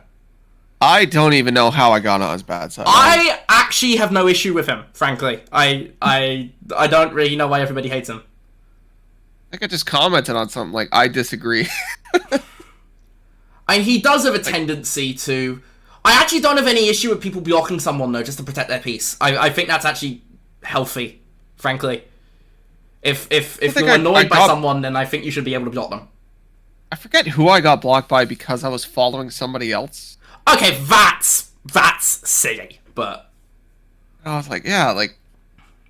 Come on, that's a little... Yeah, no, but I don't know. Just in general, I don't have an issue with Jason Schreier, but this is besides the point, frankly. I remember a lot of this, right? I remember a lot of this from just reading it 2 weeks ago, so I'll just kind of go with it. Wonder Woman had been rebooted multiple times. And I believe the last reboot was like December or January. Like very recently. So they basically just restarted over again. And they just said fuck it. Because they'd already lost so many people. They just kind of gave up. Apparently they were working on something else after Shadow of War. Which got cancelled. They did not want to make another Middle-earth. They had no interest in making another Middle-earth. Which is fair enough. Because they very much wrapped up that story with Shadow of War. And... I'm just fucking spamming this Ape Escape catch thing. But, sorry, going back to what we're talking about. They shut down Monolith, yeah, they shut down they cancelled their game, Studio. And then they were working on Wonder Woman. And then... That got announced at the Game Awards in 2021. And at the time, they were pretty clear. It's very early in development. It's a years off. Up to a few weeks ago, I was expecting it to show up... Are you okay? Yeah. Okay. I was expecting it to show up at the Game Awards this year. Because, like, timing seemed right. It hadn't moved much at all in those 3 years. They basically wasted those 3 years. And it seems like both of us predicted it would be there at the we did. At the Game Awards. I did. And apparently, not only was it not ready to show, they hadn't made any progress. It wasn't a live service. It was at first, and then they rebooted it into like a God of War type of thing. With what you said about the friendship system for the Nemesis system, which is just brain dead. It's so stupid. And then it just wasn't coming together because sometimes it just doesn't work what you're working on, and they have to just reset, and they lost so much talent over the years because people were just leaving frustration. They just said fuck it. You lose the time, you lose the money, and then eventually it's so frustrating because they just... To be clear, much of the blame for this comes from the previous leadership at WB Games, not the current one. They inherited a bad situation. They made the call to shut them down. I'm not defending that, because obviously there were job layoffs, and that's never good, right? Yeah. But they also were kind of fucked, and I think if it did ever come out, it probably would have sucked. Yeah. Because, I mean, did anybody really want a Wonder Woman game in the first place? No, I want another Fear. Like, I wanted a DC game, frankly, but just, I don't know, Wonder Woman, it could have been cool, I don't know. Just, I was never that excited for it. I like Wonder Woman. I like Wonder Woman too, but like she's not the best. I don't know what the game would be. I like the 2017 movie. I thought the 2020 sequel was terrible, but the first movie The cool was thing good. about Wonder Woman, though, is that you can throw her in any time period. If it was like Except a the World 80s, War apparently. II game... Except the 80s. Like, yeah. Because that one was terrible. If it was a World War II game... Oh, with Wonder Woman in it, Marvel 1943. yeah, like that'd be sick. That sounds cool, I right? am actually pretty optimistic for that Marvel 1943 because it's Amy. Well, yeah, Hennig. because it's a cool time period. That's out this Christmas, by the way. Apparently, we knew it was this year. It's apparently the end of this year. I was expecting that to be a bit earlier. I'm surprised it is holiday. One of the big issues with current superhero stuff is It's all the same. setting. Yeah. It's all the same. It's all the same shit. It's like, okay, like I recently, a little bit of a tangent, but I watched the new Daredevil. Really good, by the way. Can we do this during the what we've been watching section? Because I also want to mention Captain hold America. on. Okay, fine. I went back and watched the first Captain America movie. That's so good. I like that movie way more now. Way more than I liked it when I first saw it because it's so different because it's in the 40s. I love it. I prefer Winter Soldier's my favorite Cap movie. It's one of my favorite MCU movies, but I really love the first Avenger as well. Give me a Spider-Man game set in like the 60s. I want a or the Spider-Man 50s noir with the game. height of the mob. I want a Spider-Man Like- noir game. Have you played Shattered Yeah. Dimensions? I have, yeah, it's really good. The noir sections in that were just fucking amazing. I love them. They're Like, making a dude- TV show based on Spider-Man Noir, which will be pretty cool. I'm actually quite excited for that. I would even be okay with like a Batman game where it takes place. I would rather have not a in the futuristic 2000s. one. I'd be more interested in like Batman Beyond. Yeah, you can go either way. You can go beyond, or you could go into the past. Like do Yeah, that. Like both make of your those would superheroes work, but I fun. think I'd rather do Beyond. I do agree though. Like much of it is just too similar these days. Just setting. It's just setting. So it sucks to see that this Wonder Woman was canceled because we really don't know a ton about it. No, But if it took place in 2014, okay, and Wonder Woman's got a cell phone and she's calling her friends to come help through the Nemesis system, that's some old bullshit. Okay, that would have sucked. yeah, but it would have sucked. Sorry, there's so many people left Monolith. For the core of the studio has been gutted, and we saw with Redfall what happened with that. So many people left, Terrible. and then what came out was a shell of what Prey was. I'm not even the biggest fan of Prey, by the way, but it is 500 times the game that fucking Redfall was. I wasn't even a day one hater for Redfall. I was a first second hater. I was a 3 weeks before release, this isn't going to end well, when they said it was only going to run at 30 FPS. It's Yeah, like, that they showed that off. They're like uh-oh. it's a co-op shooter. It's over. Well, actually, It's over. we did the developer direct in January of that year. Both of us were relatively positive on it. So you're actually a little bit off here with your No. recollection. Go back. I remember they're going through like this cave, and they're talking about how it's a 4-player shooter, and I went, "Oh, I'm out." No, I remember that trailer. No, you said it looked like Far Cry. You thought you would enjoy it. You go back and look. I gotta go back and look because I'm pretty sure I'm a generational hater in that game. I as soon as it came out though, I knew this ain't it. I actually finished it. I played through the whole thing, and it's like no, miserable. Yeah. But yeah, Molly are shutting down. They also shut down Player First Studios, who they bought last year because they were the Multiverses guys, and they shut them down just 6 months later, which is beyond grim. I bet those employees are fucking furious. I think we talked about it a little bit. We did. We talked about Multiverses, and they're shutting that down. They shut down the studio. And they also shut down WB San Diego, and nobody really knows what they were. It seemed like they were mostly a support studio, but I also heard rumors they were early in development on a live service free-to-play game. So yeah, obviously... The Warner Brothers has what? Mortal Kombat? That's it? Mortal Kombat, Hogwarts Legacy, they're making a sequel to that. Oh yeah, Hogwarts is Warner Brothers. And Rocksteady are very, very early in development on a Batman game. Okay, But that they have is 3 games. And the one of them is going to be years away. So they're fucked. They are absolutely... Apparently, WB Games Montreal were early in development on a Game of Thrones game. Who the fuck asked for that? It depends on when it takes place. That's all. When it comes to Game of Thrones, like, I don't know how deep you are in Game of Thrones, but like, there's thousands of years worth of lore. They could throw it at any time period that has nothing to do with the show or the books, and it would be perfectly fine. But the closer it is to the books, the worse it's going to be. Yeah. That's the problem with Game of Thrones. We all know how the show ended. It ended horribly. So you can't attach a game to it, because nobody's going to want it. They still haven't finished the fucking books. No, they haven't. They're never going to finish those books. Which is funny, because they're about to run into the same problem with The Last of Us, HBO. Yeah. And it's funny, because Game of Thrones was also HBO. But, yeah, absolute mess. Here's the thing. I'm, mad at the shutdown, and I am mad at the mismanagement that led to the shutdown. Yeah.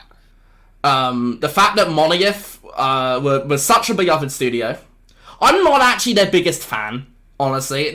I've never played a Monolith game that I've been crazy over, but I do see the quality in their games, right? There's a lot of games that I'm not really big into, but I see the quality of. Shadow of Mordor especially was definitely one of those. Mine was... there was a beautiful year in 2005 where I got Fear and Condemned Criminal Origins. I love both of those games. You would have been pretty young then. That probably would have scared you. I was like 10. That shit was terrifying. But it was awesome. I thought you were born in 96. Yeah. So 9. I was 9. Jesus, yeah. I was 9. But yeah, it was awesome. They spent 7 years with Monolith. What the fuck is going on here? It's just... I've just got it paused. Oh, there we go. But yeah, it sucks. It's a real bummer that we're in the situation that we are in with this, because yeah, bummer. What can you say?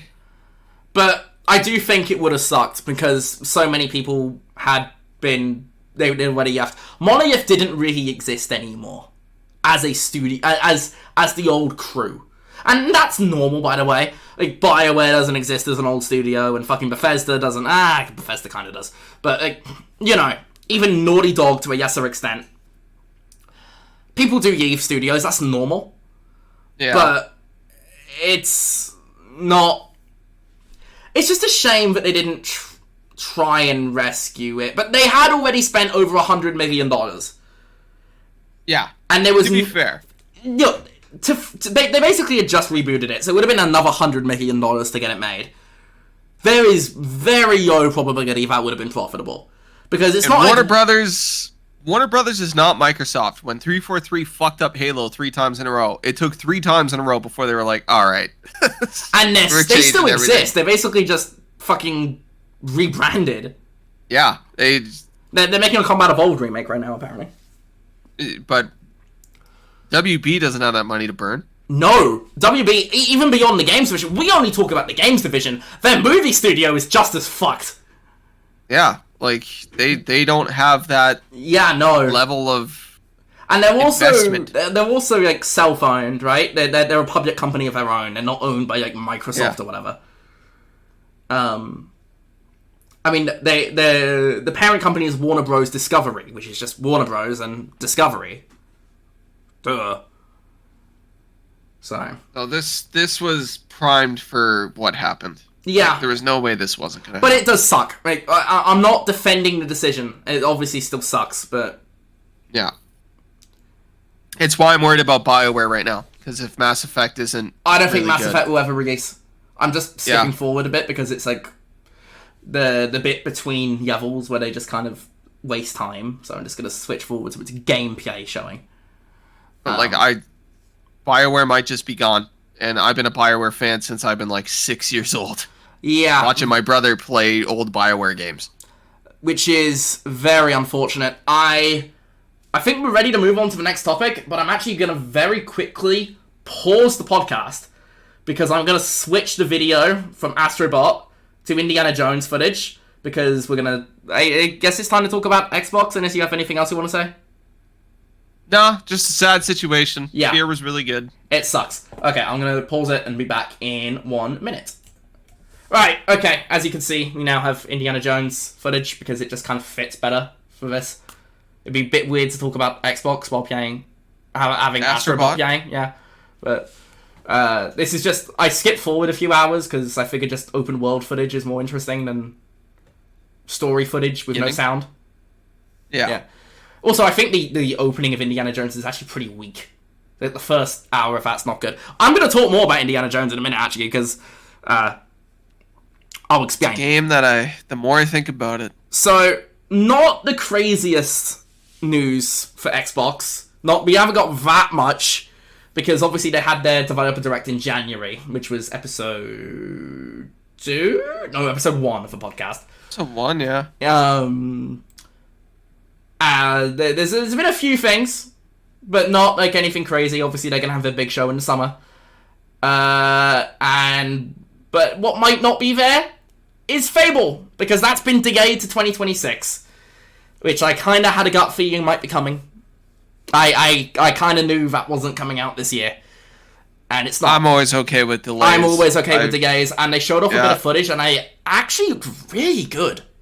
It does. It looks really good. I'm obviously still skeptical, because I know the development for that has been a shit show. I'm just excited for the hero to hop in a McLaren, man. We talked about this before, I think, how sick that would have been, but... Yeah, how awesome that would be. But yeah. It looks good. Delay it all you want.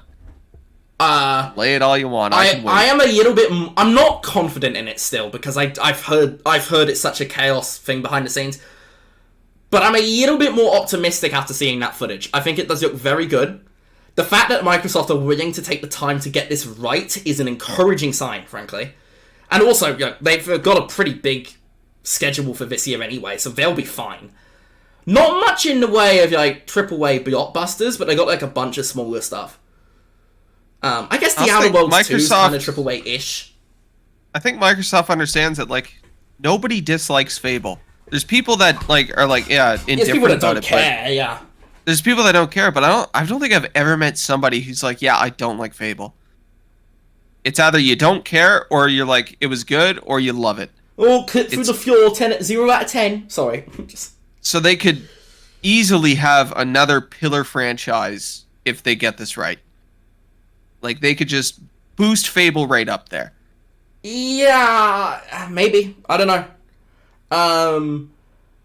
Obviously, like I said, it's been a shit show of a development cycle, but a lot of great games did have terrible development cycles, so maybe they'll pull it off. I'm rooting for them. Some of the best games. I'm rooting for them. Do I think they'll do it? No. Frankly, no. The stuff I've been hearing about the development cycle for that is absolutely nightmarish. But if they pull it off, then hats off to them. I think the game looks visually very nice. I think... I'm okay with not playing it this year, because I kind of had a gut feeling a delay was coming. I had a gut feeling. If it came out at the end of the year, it's besides so much other shit. It's not even just that, because I think, if anything, Microsoft would prefer to have a major AAA title. Maybe Ninja Gaiden's just going to fill that void. I think so. I mean, that's not really, crazy, but maybe it's AAA enough? I don't know. It's not going to be, a crazy setup for them. Maybe the Outer Worlds 2 more, though. I don't know. After Avowed, I'm not looking forward to it. Here's the thing, Avowed began development as a live service, and the Outer Worlds 2 did not, so I'm a little bit more optimistic. And also the Outer Worlds 2 is the A team, so... Yeah. I'm a little bit more optimistic for that one. So, do you Avowed yes than the Outer Worlds? Yeah. Interesting. We will talk about Avowed. I mean, you will, because I have not had a chance to play it yet, unfortunately. I know we said episode 3 was going to be the big Avowed discussion, but life got in the way. But it's hard to sit down and play a bad RPG, okay? It takes time. We didn't have it. I didn't. I've had no time these last few weeks, man. It's been a time. But yeah, Tony Hawk. I'm kind of getting ahead of myself. Right, sorry. Yeah, Fable got delayed, but they did announce remasters for Tony Hawk 3 and 4, which is out in July. I don't care. I'm sorry, I don't care. I know it has its fan base, and I'm happy for that fan base, although that fan base seems a little bit pissed off because apparently they cut the career mode from Tony Hawk 4. Yeah, which is a little weird. Yeah, it's but a bit dumb. It's basically just a map pack for the first 2 games, I think. But now you can see the difference between a pre-9/11 kid and a post one. Tony Hawk's the coolest shit in the world. The coolest games. I love Tony Hawk games. Yeah, I'm very excited for these. I don't care. Sorry, not for. I actually have the Tony Hawk 1 and 2 remasters. I got them for free from PS Plus, which is very ironic. But I got them from PS Plus. I have never even booted them up. I've never even hit the start button. So much fun. Skateboarding games are really good. I can't think of anything else coming out in July. But even then, I think I'd rather just play something from the backlog. I don't think I'm even going to play it. I don't care.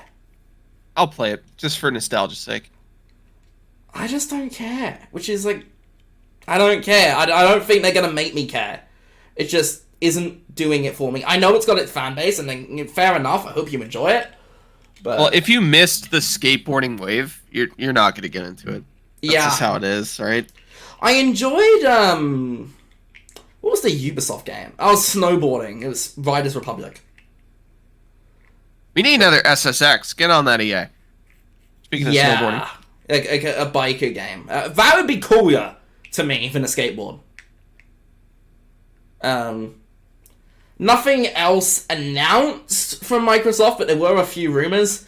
There were some rumors going around that Gears of War E-Day was targeting this year. I think we mentioned those in the past. Though that was apparently not true, which is not surprising because it seemed a little bit too soon. I thought it was beginning of next year. It's 2026. It's who knows when, but it's 2026. But apparently we are getting a Gears of War collection of 1 through 3. No Judgment. And it's on PS5 day 1. Crossplay? And there's no multiplayer. So no crossplay. Well, you can play the campaign. It might have co-op crossplay, I don't know. Because it does say single player and co-op. If they do want to do any multiplayer in those games at any point, do the Gears 2 multiplayer because it's the best one. It's the best multiplayer ever was. I think they're not doing the multiplayer because the Gears fan base isn't that big and they want people to be playing E-Day. I also think that you're not doing the multiplayer because the guys that are good at Gears of War would slaughter the new ones. I will say I played a very little bit of Gears of War 5's multiplayer and I did not like it at all. I think Gears multiplayer is bad. Oh, it's insanely fast-paced. Good. I don't enjoy it. I always said Gears of War multiplayer is more akin to Counter-Strike than it is to any other shooter. I don't think it's anything like Counter-Strike either, to be honest. It's very different to both. You can get one-tapped. You have to have perfect movement. You have to know routes. Like it's more hardcore than like Halo. Yeah. Which is really not what I was expecting. I was just expecting Halo with chainsaws, and I did not. Yeah, I got really good at Gears 2 multiplayer. It was a lot of fun, and then I fell out of it. And by the time I came back, I was just getting slaughtered, and I'm like, okay. Yeah, I'm looking forward to E-Day. I'll play the campaign. I'll do the Horde mode. I like Gears. Multiplayer. You should do a Gears run through, man. Maybe I will. Maybe I'll do it on PS5 Pro just to wind some people up. Yeah. Tell you what, if E-Day is on PS5, I know it will be on Game Pass. I might just buy it on PS5 just to wind people up. It's probably because you have a Pro. Probably look an asshole. Yeah, that's the thing. I did buy a Pro, so kind of hard to justify not doing it, right? Like, yeah, you want the game to run the best it can. Well, no, I'm not gonna buy most. I didn't buy Indiana Jones on PS5, which is apparently coming out in April, by the way. Yeah, but you want to play it earlier, right? Like, let's say if Indiana Jones came out same day, I would not, because I've got it on Game Pass. Oh, true. And I've got it prepaid up to 2027. And I'm sure there's a difference, but it's not going to be like that crazy of a difference. What, 2 FPS? That's insane. Yeah, I think it's going to be more of a resolution thing, because like most PS5 games already have performance modes. It will just be the performance mode at a higher resolution. I'll say I'm enjoying not using... I do have a 4K TV, so that's basically it's for resolution that I bought the Pro. switching to a 1080p monitor, I can now play games just natively, no DLSS needed. It's nice. Yeah, Nice. but I don't know. I don't think I'm ever going to switch back from 4K. It's just that's how I play games now. It's on Oh, 4K my big TV. 4K TV's never going away, but like monitors, I don't think I'm ever gonna. I don't really play games on a monitor, and yes, I think it's like only on PC. I So play do more play games on my a monitor now. sometimes. But yeah, Gears Collection August apparently. So Xbox are gonna have like a pretty like a big year in terms of quantity, right? They've got like Gears remasters, Tony Hawk remasters. They got like a bunch of smaller stuff like Avowed and South of Midnight and The Outer Worlds 2 and Ninja Gaiden. And they've got Doom, which is kind of big, I guess, and Call of Duty will be there. Well, and hear me out on this. This is Xbox is doing what Xbox was doing in like 2007. It's a bunch of cool guy shit. Chainsaws, skateboards, you know? You got your cool guy shit, ninjas, and then you have random small, like almost indie games that just are so niche and The people difference like. is they're out on PS5 now as well. Yeah, but they're going back to what they did because they used to have like Summer of Arcade where it was just a bunch of indie games and then they had cool guy shit. If Xbox just does that, that's all they need to do. Have your cool guy shit and then have random games. Depends that you what find. you mean by need to do. I Like, mean, if we're that's going to their get into release this schedule. when we talk hardware, but it feels like Microsoft are more focused on being a publisher now than I'm talking Xbox. games. Specifically Yeah. games. But I don't think Xbox, any number of games is going to save the hardware business at this point. back in the day, all Xbox did for their games catalog, 'cause they had a lot of bangers, was they did cool guy shit. You know, you had Halo, you had Gears of War, and then they had like Braid, like just random smaller games that people enjoyed, and they would just elevate that game, market the shit out of it. I guess those and sell smaller it. games in this would be like Avowed and South of Midnight. It's like if this year was like a bunch of cool guy shit and then a new Ori game. It's like, yeah, we got the cool guy shit covered, and then we have a new Ori game. Yeah, it does feel like, I mean, obviously they're going to have Call of Duty, but like beyond Call of Duty, they don't have like that much in like the major heavy hitters coming this year. Yeah, they got they Doom, just need. and that's about it. I feel like Fable was supposed to be like the big AAA single player game this year from them. But if it's not ready, it's not ready. I had a gut feeling it wouldn't be ready. They just gotta play to their base. The guy that still wears his hat sideways, you know, is 3 beers deep on a Wednesday morning, looking to play some games. Probably just got fired. That's the Xbox guy, man. Yeah. Which is probably a good segue for hardware, because there have been a lot of hardware rumors. There were rumors that the next Xbox is next year with the Infinity Ward Call of Duty, which is a Modern Warfare, by the way. It's Modern Warfare 4, no shock. Who would have guessed? It is the last of the new Modern Warfare series, apparently, but it is Good. Modern Warfare 4. It's the conclusion of it. But, yeah, that's wrong. There were rumors that the new Modern Warfare is being made on an Xbox dev kit. No. Not true. The new Xbox is 2027, and it's not a console in the traditional sense.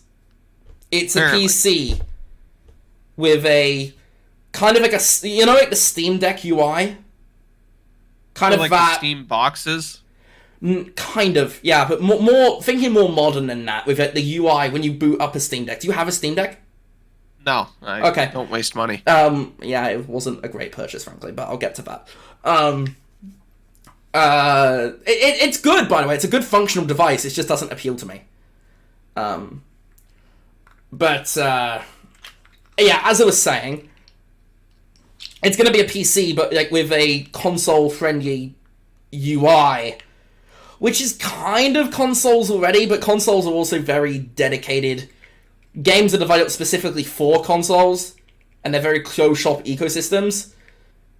And Microsoft are basically just making a pre-built PC that you plug into your TV. I can also play your Xbox games.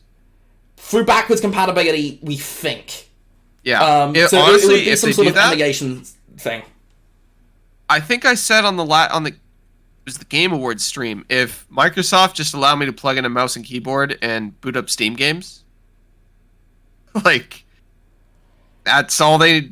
That would be perfect. I'd buy it. Here's the thing. I actually do not think this is going to work for them at all, and there are multiple reasons for this. Number one, the core PC player base already has a good PC, and it will probably be better than whatever Microsoft have in their pre-built. Secondly, the core console player base doesn't give a shit about mouse and keyboard, and the price of this thing is going to be massive, because Microsoft will not sell a piece of hardware at a loss if it's an open ecosystem and they're not guaranteed to make many money back from services.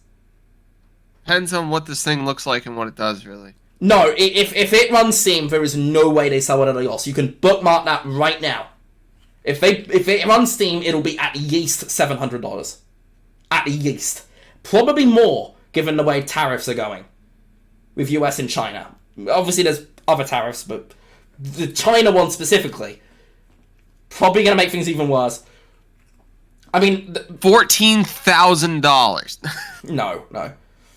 Could be near 1,000, frankly. But it's... The PS5 Pro was so expensive because they didn't sell it at a loss, right? Similar to the PS4 Pro, they didn't sell it at a loss. Because it's an enthusiast device. This would be an enthusiast device. This would not be tailored to the casual Xbox player. And I just don't see it working out for them. I don't. Particularly when all their games are going to be on PS5 and PS6 anyway. What's the market for this? People that want a gaming PC but don't have one? Why wouldn't they just buy a PC? It's like people that have Xboxes with a lot of games, but... I don't know, man. I will say backwards compatibility is the one thing for that, but the big advantage of Series X backwards compatibility is that all the old games would now run off SSDs, and they would be faster. What is the reason, if you're buying it for backwards compatibility, why would you buy a new Xbox if you still have a functional Series X? Depends on if they port more to the backwards compatibility program. Well, if they did that, they'd put it on Series X as well. Well, I wonder if they don't. The thing is, they've kind of hit their cap with that for licensing reasons. And also, there's just some games that it just doesn't work. Apparently, they tried to do Prince of Persia Warrior Within, and it just will not work. The game is just broken to an extent where it just will not work. Yeah, it sucks. I really want to play Army of 240th Day. Odd game. Not backwards compatible. Funny that. I was actually seeing people talk about Army of Two today. It's been a while. I think we could it was people moaning about Split Fiction, actually. Basically saying Split Fiction's woke because you play as woman. Co-op game's supposed to have big burly soldier. What the fuck? I mean, gaming discourse is so fucking cooked. Yeah. It seems like I'm AFK in this footage, so I'm just going to fast forward a little bit. This is a cutscene, I'll fast forward a little bit further.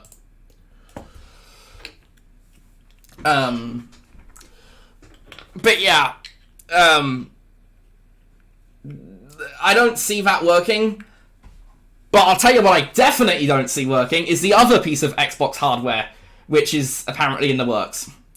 So rumours are there's not going to be a successor to the Series S. That line is done. They're not doing another Series S. The new console will be a Series X successor. And instead, they're going to do a handheld. And they're going to do both... let me finish, because I'm in the middle of describing. They're going to do both a... self-made handheld and partner Xbox-branded handhelds. They're custom-built PCs with an Xbox branding. And apparently the first one of those is coming out this year. Go ahead, Connor. Oh, why this won't work. What? You want to know why it won't work? Well, yeah, go ahead. It's a handheld, and Xbox fans drive cars. They don't take the bus. Nobody's going to buy it. Nobody's going to buy it. I'll tell you why I'm not convinced of that. Because game sales are much lower on Xbox than they are on any other platform because of Game Pass. I don't think Xbox fans can play everybody else's poor card, particularly when I just spent $700 on a PS5 Pro. No, it's more about the areas that the Xbox guys are in. True, Xbox it's a much more guy, US-centric... every Xbox guy I know lives 30 minutes outside of a city and has like 6 trucks and 2 of them work. You know what? I kind of get that. Xbox is more of a rural thing, and downtown people will be PS5. Yeah, it's completely true. Like, Which all my friends might that live be downtown, why Xbox do worse in Europe and Asia, because they're way more urbanized societies. Yeah, which is so weird to say, but it fits. It does actually. It actually fits, yeah. But I'll give you a few reasons why I think this is going to be a disaster. Firstly, they're doing multiple models. They're doing a partner one that's being made by somebody else and basically just branded this year. And then they're going to do their own one in 2027. So they're going to confuse the market with multiple different Xbox handhelds. And secondly, it's not a console. It's not like a Switch, not like a PlayStation Portal even, which is like a streaming thing. It's a PC running Windows with an Xbox guide, which every PC has anyway. You hit the Xbox button while playing a game, it will pull up that little guide on PC. You can disable it. You can, but it exists. It's basically just a PC running Windows with an Xbox controller layout. Can it run... Like, if I have games that I purchase on my Xbox, does it run those Xbox games? No, it's a PC. I not do an not Xbox. see it working. Between that and the fact that I've never seen a guy with an Xbox shirt on a subway, I don't see it. I mean, I will make my own bias very clear here that I am not a fan of handheld gaming. I've tried it. I bought a Switch. I bought a Steam Deck. I don't use either very often, but when I do use the Switch, I will use it docked. And the Steam Deck, I basically never use for gaming. It's just not for me. I actually get motion sick while trying to play games like on the bus or something. Or in a car. So I just do not enjoy handheld gaming. When I game, I want to be at my TV with headphones on, ready to immerse myself. I don't want to do it on the bus. Headphones while gaming? Yes. I mean, apart from anything else, I stream much of the time. Oh, true, facts. I was like, don't you just have like a crazy sound system? No, and because like 90% of the time when I'm gaming, I'm streaming. So I got a crazy sound system, so I want to be at home sitting in front of my TV with my crazy sound system. Yeah, but like, the point still stands, right? Handheld's just not great. Handheld died with the DS, man. As soon as you can't fit it in your pocket, like what's the point? I have my DS on me. I don't like when I was going through college and everything. I always had my DS. Because it was easy. You had it in your pocket. If I had like 20 minutes, I could sit, play something, leave. I don't want to play a AAA game on the go. It's weird to me. Like, also the games then were more designed for mobile play. They weren't just, we're going to port Star Wars to the Steam Deck. Yeah. Yeah, I want to play Black Myth Wukong on the bus. Who asked for that? I flew to Japan, and it's like a 14-hour flight. My buddy was like, do you want my Steam Deck? I'm like, no, I'm going to bring my PS Vita. I feel like there's sort of games that would work. It's stuff like Bayatro. Stuff that's very small scale. Or like quick strategy games. Yeah. Or small RPGs where you can save whenever you want. I think that's why Pokemon was such a big hit. Yeah. Because not only was it portable, you could shut it off at any point. But like the AAA mobile stuff, it's for people that live in cities and are constantly in transportation. It's not. Which, to be fair, there is a market for. I mean, the Steam Deck does sell very well. I will say, I think this new Xbox handheld will sell worse than the Steam Deck. And the Steam Deck sold like 4 million units or something. Obviously, the Switch was massive, but I feel like a lot of people use that as a home console. And the Switch is guaranteed. It's Nintendo. Yeah, and that's the thing. People will have like a PlayStation and they'll buy the Switch so they can play Mario. Yeah. They'll buy it as a secondary device. So I feel like the Switch is not comparable here, right? I don't see this Xbox handheld doing well. If it was actually like a handheld Xbox, think like the power of the Series S. Basically a Series S handheld. Maybe that would have a little bit more appeal, but this is just an off-brand Steam Deck. If it was the size of a Nintendo DS... I feel like people are too difficult about screen sizes and resolutions these days to be okay with that. I know, it's ridiculous. Especially with... I always find, if it's a small screen, you don't notice. I mean, the other big portable gaming thing Microsoft's invested heavy in is cloud gaming. Which is also never going to take off because, A... You don't want to play Doom on your smart fridge? Yeah, cloud latency is just not good, particularly for Doom and stuff like that. And... Same thing, people just don't play AAA games on their phone. They will play Angry Birds and shit like that. I just have or Wordle. Game Boy Advance games on my phone. Like, that's... You know, if I'm going to play a game... I think I've played a game on my phone maybe 3 times in my life. Yeah. And every time it was always just like an emulated GBA game. Like, oh, I don't have my DS on me. I don't see this working. No. And it does feel like a soft exit from the console business for Microsoft. I mean, they're going to have stuff for people to buy. They're going to have the handhelds. They're going to have the quote-unquote next Xbox. But they're running Windows.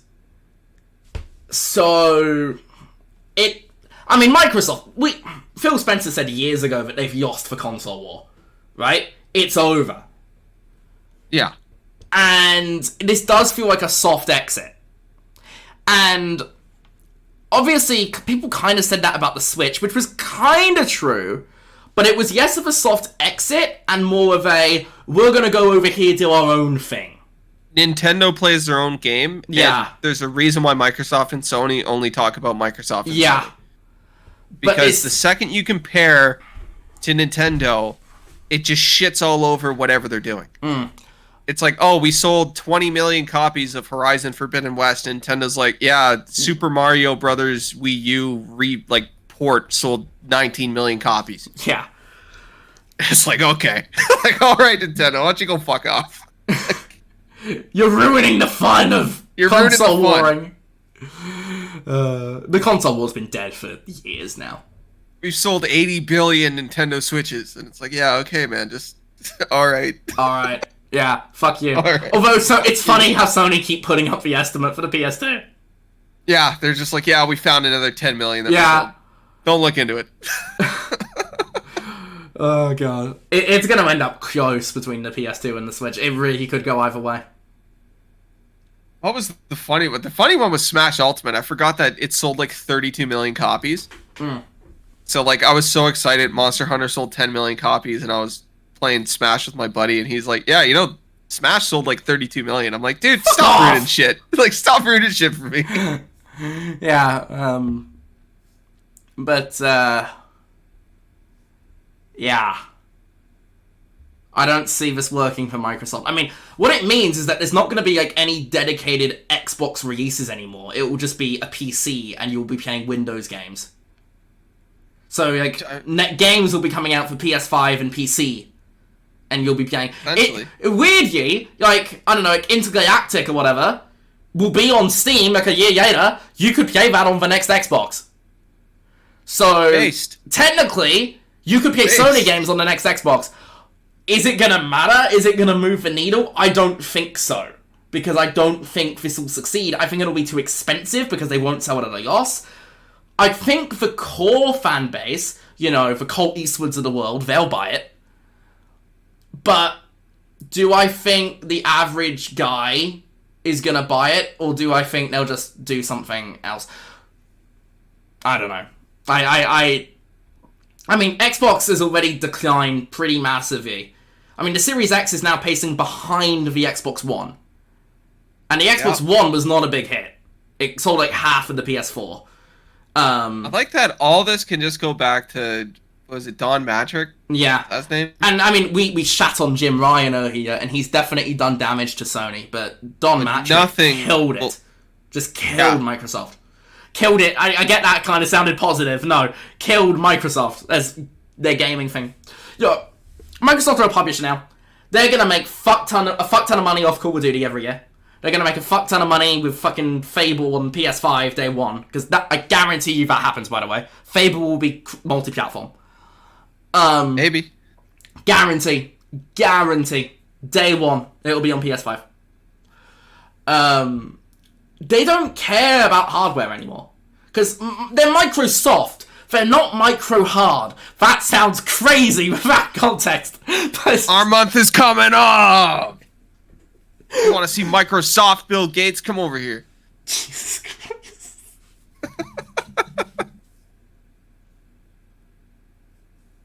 I mean, yeah. If they drop out of the hardware business, they do, or if they just do their own thing, like release that weird PC thing, it sells like 10 million units or whatever. It's not selling 10 million units. It'll sell like 5 at most. I think the most it'll do is Xbox One X numbers, which is 5 mil. Yeah, that's fine. If that's all they got, that's all they got. As long as they still give me the controller, I'm fine. Yeah, they'll keep doing controllers because the Xbox controller is very popular even for PC players. If I could use my Xbox controller on my PlayStation, I'd play my PlayStation a hell of a lot more. Throwing that out there. I mean, we've had talked about controllers before, but I don't agree. But is what it is. I don't know. They're just better in every way. Tell you what, I really think is gonna bomb is this handheld, because I don't even think the core Xbox fan base is gonna give a shit. Maybe if it was actually an Xbox running Xbox games, but it's gonna be a PC with Game Pass pre-installed. Yeah. And I don't think people were gonna care. The guy that's super into Xbox, probably has a Honda Civic. He probably lives not in the city. He doesn't have a place to play portable games. I will say this does actually track with people that I know that play Xbox. I mean, you kind of live in a city. I live on the edge. Yeah, but you're like suburban. Yeah, like I'm 2 minutes away from farm fields. Not even. Okay. Like this is one of those things where it's like, yeah, I play Xbox. I don't live downtown. Like the bus, to get to a bus from my house, you got to walk 5 minutes to the bus stop. That's not that long of a walk. It's not that long, but I also have 3 cars. Xbox. But where the hell am I gonna play a portable game? I will say, I mean, obviously the fact that Microsoft will be selling this hardware at profit, because they have to if they're going to have Steam on there. I assume it means they can't make it... If it's a PC, they can't monetize online multiplayer anymore. Because it will be an open ecosystem, they can't do that. Yeah, so they would have to sell the console at profit, because otherwise, why even make them? Because the console business model has always been sell consoles at a loss, and then... Sell consoles, sell Xbox Live. Sell Xbox Live and the 30% cut they get from third-party games. Yeah. And that has worked for Microsoft and for Sony for so long. Obviously, the PS4 Pro, the Xbox One X, and the PS5 Pro, those were all sold at profit, because they're specific enthusiast products. They're not designed to be sold at a loss. The PS5 Pro is $700. And I still like the reason I bought my series or my One X. I don't know if I've told this story before. Yeah. But my DS broke and I went in to buy a DS. Oh yeah, and you told me. They just had one. And I was like, oh, I'll take that too. Yeah, no. Like, it was not on my radar. I just happened to be at the right place at the right time. An Xbox One X and a DS. Yeah. What a combo. I played the DS more than I played that Xbox. I never bought a One X. I did buy a PS4 Pro. Very, very late. We're talking like a year before the PS5. It's just, I wanted to play Ghost of Tsushima in the best way I could. I did not buy PS4 Pro. I had my little jet engine. It was worth it. It was worth it. Just for that one game, it was worth it. And then my PS5 was the same thing. I went into EB Games to buy something, and they had a PS5 there. I was like, yeah, but wasn't it that you tried to get one of those and you just I tried, failed? Yeah. and they were sold out. And then I went in, and they just had one. Some guy canceled his pre-order. I'm like, oh, I'll buy it. Oh, yeah. Hell yeah. And then I didn't unbox it for half a year. The launch window was pretty thin. Did you play Miles Morales? Or did you play it on PS4? Yeah. I played Miles Morales on my buddies. Oh, okay. But beyond Miles, it was pretty thin for a few months. I mean, Returnal was the April. That was 6 months later. Demon Souls, but I didn't like the original, so... I'm not fast. I still can't believe that Sony had Viewpoint working on a live service God of War game. Jesus Christ. Yep. Speaking of Jim Ryan being a fucking retard. But, yeah... The fact that this will obviously be sold at profit means they don't need to sell much. Maybe that's the goal. Maybe make hardware to sell at profit that you don't need developers to make specifically for, because obviously Xbox has had a problem with third-party games skipping Xbox. If it's a PC, they're not going to have that problem. And maybe maybe they only have a few million people buy it, but they'll all buy it at profit. Maybe that's the goal. In which case... It's kind of sad, because it does feel like Xbox as a platform is dead. Kind of. It's almost like they're doing their own thing for the ride or dies. Yeah, but that ride or die base is getting thinner and thinner every year. They'll always have me for that controller. I feel like the thing that really got a lot of people to just... I mean, console sales plummeted after they first started porting games to PS5. When they did like Hi-Fi Rush and Sea of Thieves, it was over for their console business. I think they were out to like 5-1 in the holiday season by PS5. I just really don't want to see a Sony with no competition. Disclaimer, obviously the PS5 Pro launched in that window. Oh, it's going to be awful. Sony having no competition is going to be awful. Absolutely. Yeah, I don't disagree at all. Like, you were really young when the PS3 came out. Oh, yeah. But, like, and they basically got away with that. Yeah, the PS2 was the biggest shit in the world, and then they were such dicks with the PS3 that I was like, oh my god. Like, in fairness, I mean, obviously people drew comparisons to that with the PS5 Pro reveal. It's a little bit of a different situation with that because of how bad the economic situation has deteriorated since 2020. It's also, it's a mid-generation console. It's not so it's supposed to be sold at profit. It's a niche product by design. If there's no Xbox by the time the PS6 comes out, it's $1,000. No, and I'll say why, because they still need people to buy it, and because they rely on subscription revenue, so I still think they would sell the PS6 at a loss. It might end up being 700, 800 if Trump keeps fucking up the economy, but I digress. Like, I think they'll crank up the price. I'll tell you why they won't do that. Because the fact they can sell their hardware at a loss and Microsoft can't, Sony's going to have it in the back of their mind, what if? They'll be able to undercut Microsoft a little bit. Because they'll be able to sell it at a loss and Microsoft won't. And the price differential is a huge part of why the PS4 won so handily. Well, and it's why the 360 just smashed them. That too. Price does matter.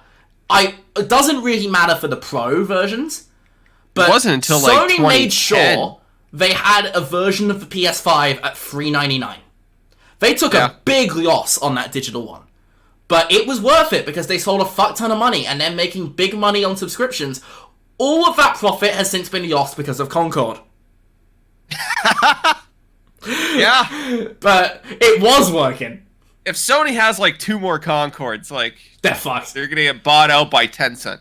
The thing about Sony is, unlike Microsoft, who are just a huge company where gaming is a tiny part of their business, although it's a much bigger one now because of Activision, which was a really dumb move because it means the pressure's now on them to make profit.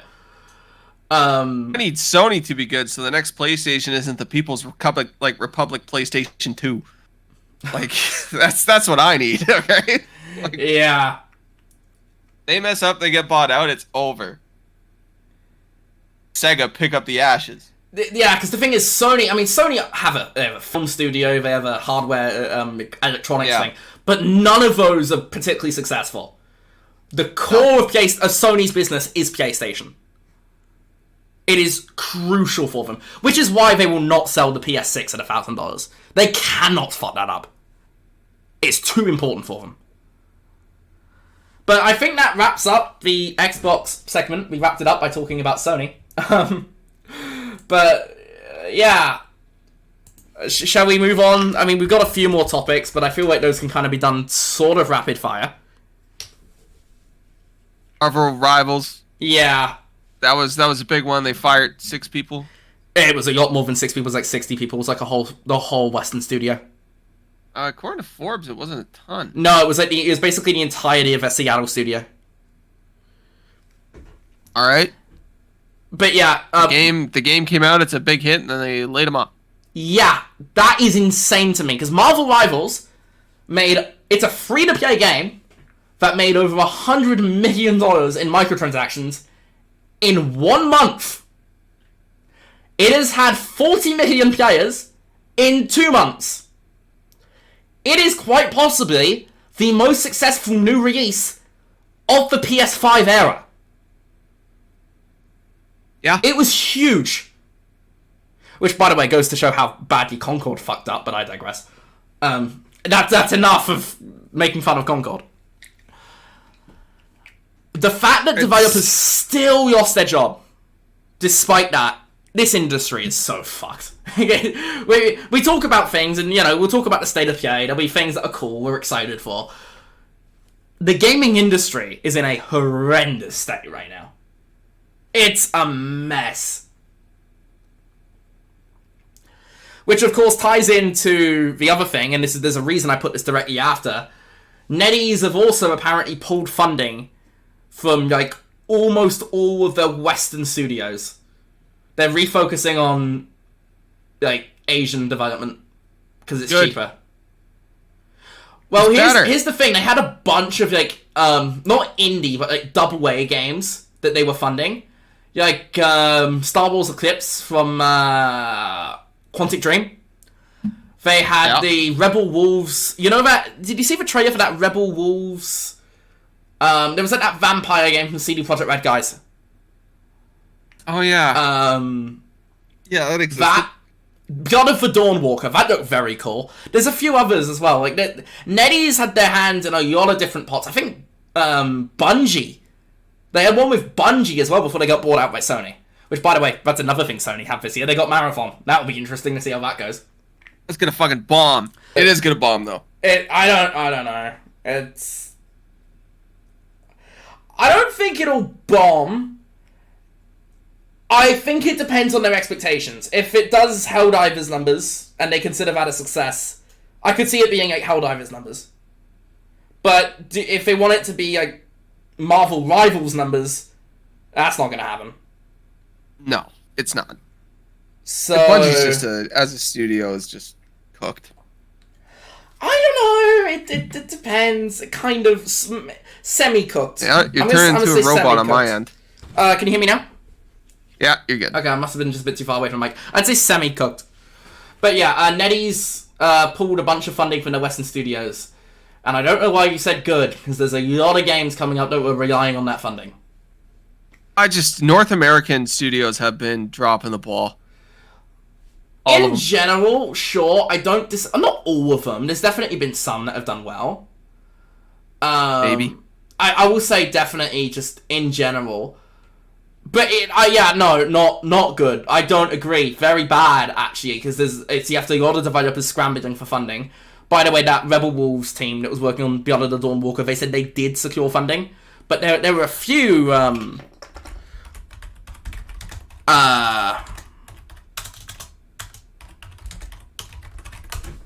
there are a few things that they're going to sell or shut over a dozen foreign studios. Quantic Dream, Grasshopper from Suda51, Rebel Wolves, but apparently they did okay. And obviously they shut down the Seattle studio for Marvel Rivals. So I think it's just a cost-cutting measure. I mean, you're saying, they think the games are better. I don't think there's that much to it. I think they're just doing it because it's cheaper. I think it's both. It's cost-cutting, and if you just look at, the biggest The three games I've played this year are all not from North America. They all been great. I bet none of them were But from Kingdom NetEase, Come though. Deliverance 2, banger, sold a ton. Monster Hunter World, banger, sold a ton.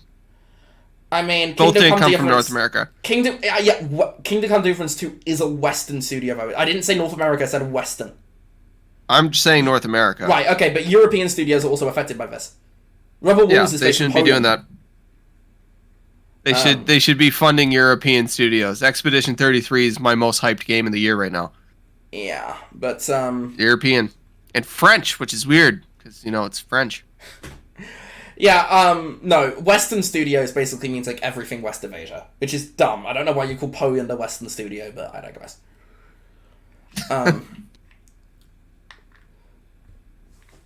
Like, even like GSC Game World, Stalker, they would be considered a Western studio, and they're based in Ukraine.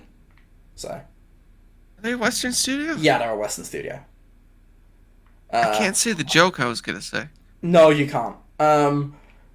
But the thing is, NetEase, the stuff that they're Asian games, like a gacha slop. We're not talking Final Fantasy here. We're not talking Astrobot. We're not talking Metaphor Refantatio. We're talking Oh, fucking it's so good.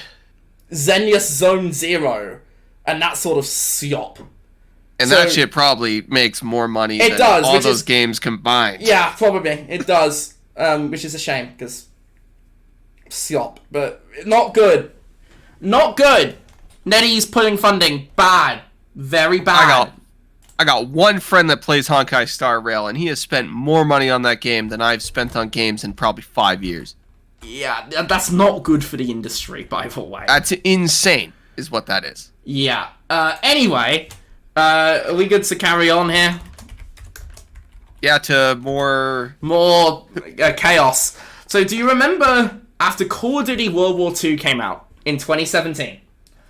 Okay. The two co-founders of that studio, right, were Glenn Schofield and Michael Condrey. And they were both Dead Space guys, right? They went from Dead Space to Sledgehammer Games, and they started making Call of Duty Slop. Which was a horrible decision. And they both left, but they both went their own ways. I don't think it was like a fight or anything. I think they just both went off to do different things. Glenn Schofield went to make the Callisto Protocol, which was a flawed but fine game. It wasn't bad by any means. Michael Condrey started a new studio called 31st Union, and signed I think the studio was owned by Take-Two Interactive. 2K. The 2K within Take-Two. And they said for years and years and years they were working on a new game that was going to revolutionize the gaming industry, whatever, same typical marketing bullshit. Project Ethos? Yeah, we're going to get to that. They were working on it for like 6 years. They spent a fuck ton of money on it, and they revealed it in October. Be honest with me. Had you forgotten that game existed? Yes. It looked so bad. As soon as I took one look at it, it was like a roguelike extraction shooter. No. It's Looked Battleborn. very bad. Very Battleborn, yes, the art style especially. Everyone hated it. It got concorded, frankly. There is no way that is going to be a hit. And they fired him. They fired him. It went so bad, they fired him. They said they are still committed to 31st Union and Project Ethos. Bullshit. Guarantee that gets cancelled. There is no way that sees the light of day. Nope. Yeah. I think it's gone. Because, like... I said this before, I'll say it again. A hero shooter, you gotta have something to make it work. Okay, Marvel's Rivals just came out, and it's a huge hit. It's free to play. It's Marvel characters. You got a whole generation of Marvel fans. They made the characters look like the ones in the comics. They didn't come up with some terrible designs. Avengers. It's fun to play. They sold I have it, no it interest. worked. I have no interest. What, in Rivals? Yeah, no. I'm sick I of got the Overwatch no one. interest either.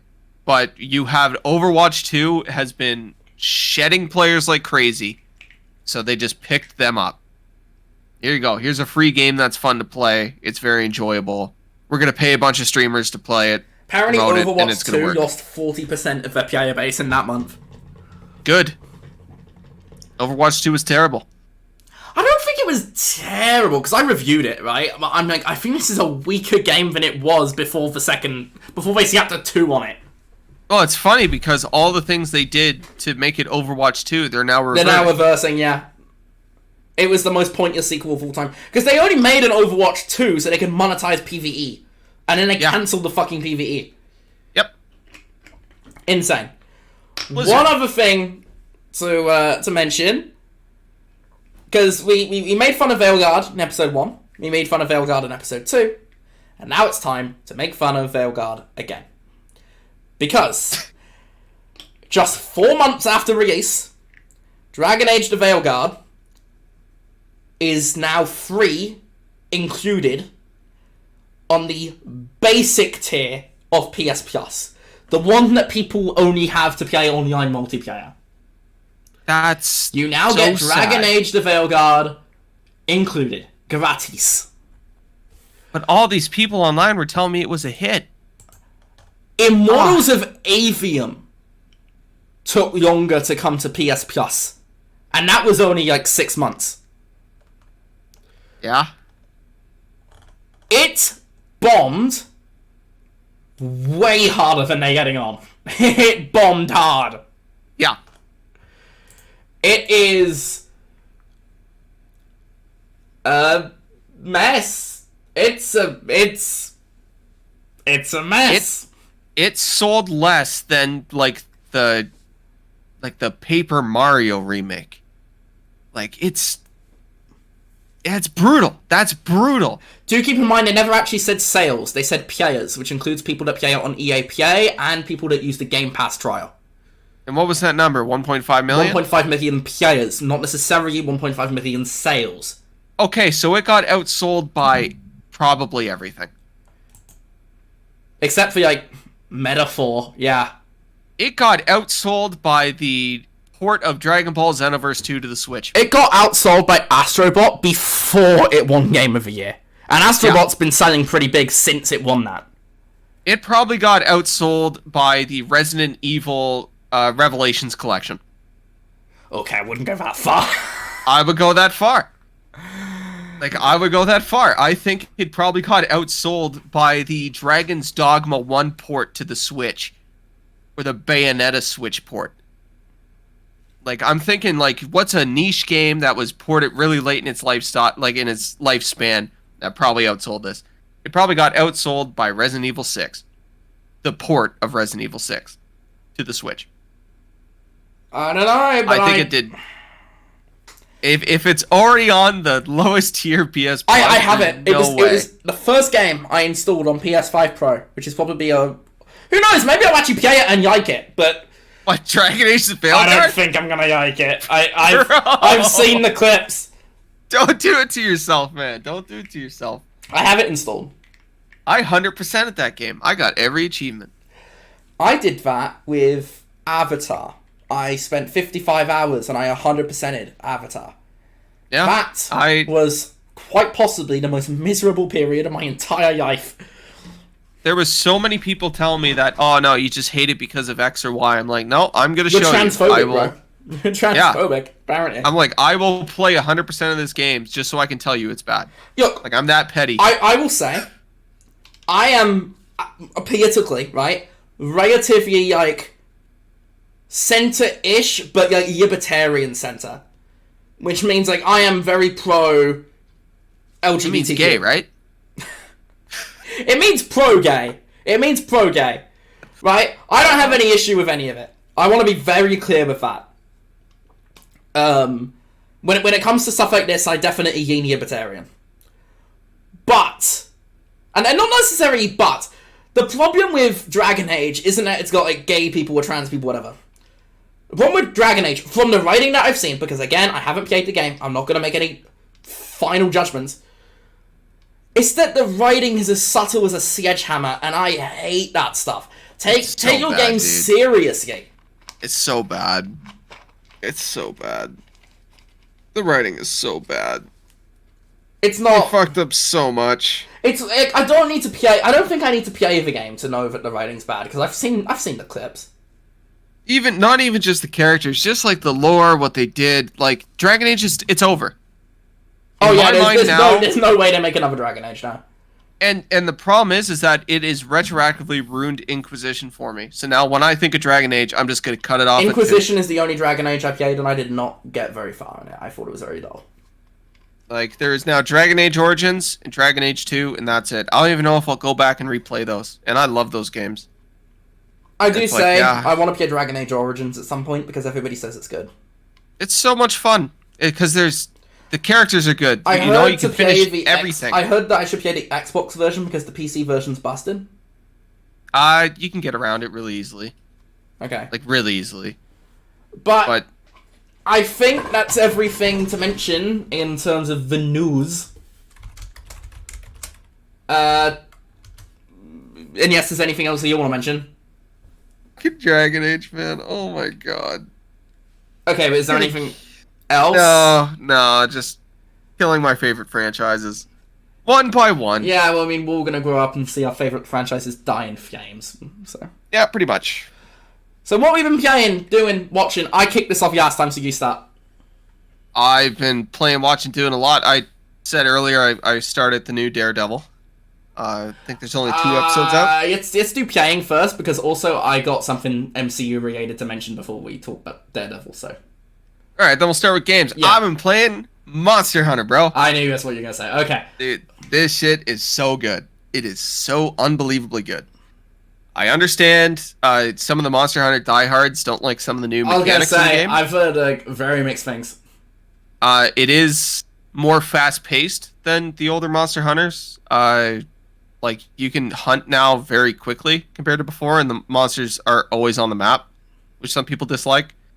Actually, something I found very annoying with World is that the monsters would fucking jump all over the place. It's like, okay, where the fuck are you? So now you can stop chasing. You can always track it. Try to kill me and then fail, but no, they'll just fuck off.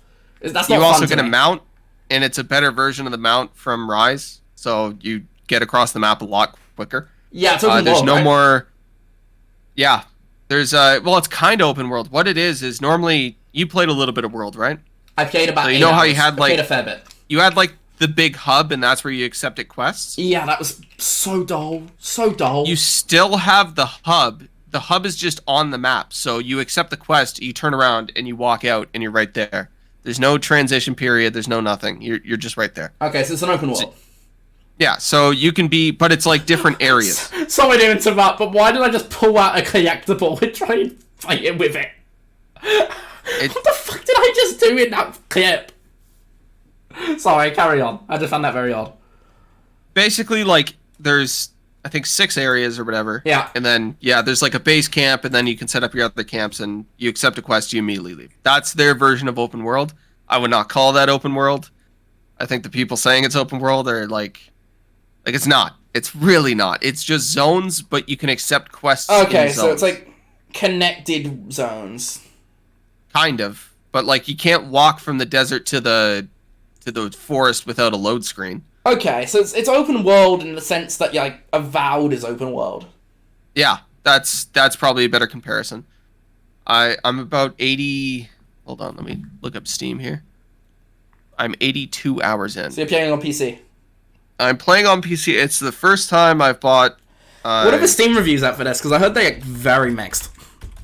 A lot of it has to do with performance. I've heard that, but I have heard other criticisms as well. Yeah, some people really don't like the new mechanics. They think it's too easy. They think this, they think that. I think 62%. That is brutal. The people that say it's too easy, they're like the Monster Hunter diehards. Yeah, I've heard. Like I heard a lot of people say it's too easy, and I'm like, oh, I'm like, buddy, if maybe you've been now you're beginning to sell me on it. So there was this big hashtag that was going on before Wild's Return to World, where everybody who likes Monster Hunter went back and played World again. Okay, if you're fighting Master Rank Endgame World monsters, and then you show up to the new game and you're beating the shit out of a tiny little thing, of course it's easy. You just played high-octane monsters for like 2 months. One thing I do want to ask you. I've heard it's much more story-focused than World was. Yes, and it actually has a story that you can like understand watching as characters, and it's actually good. You think it's a good story? I think it's actually a pretty decent story. Interesting, because one of the main reasons I bounced so hard off World is I found I didn't have a reason to care. The Yeah. story was awful, frankly.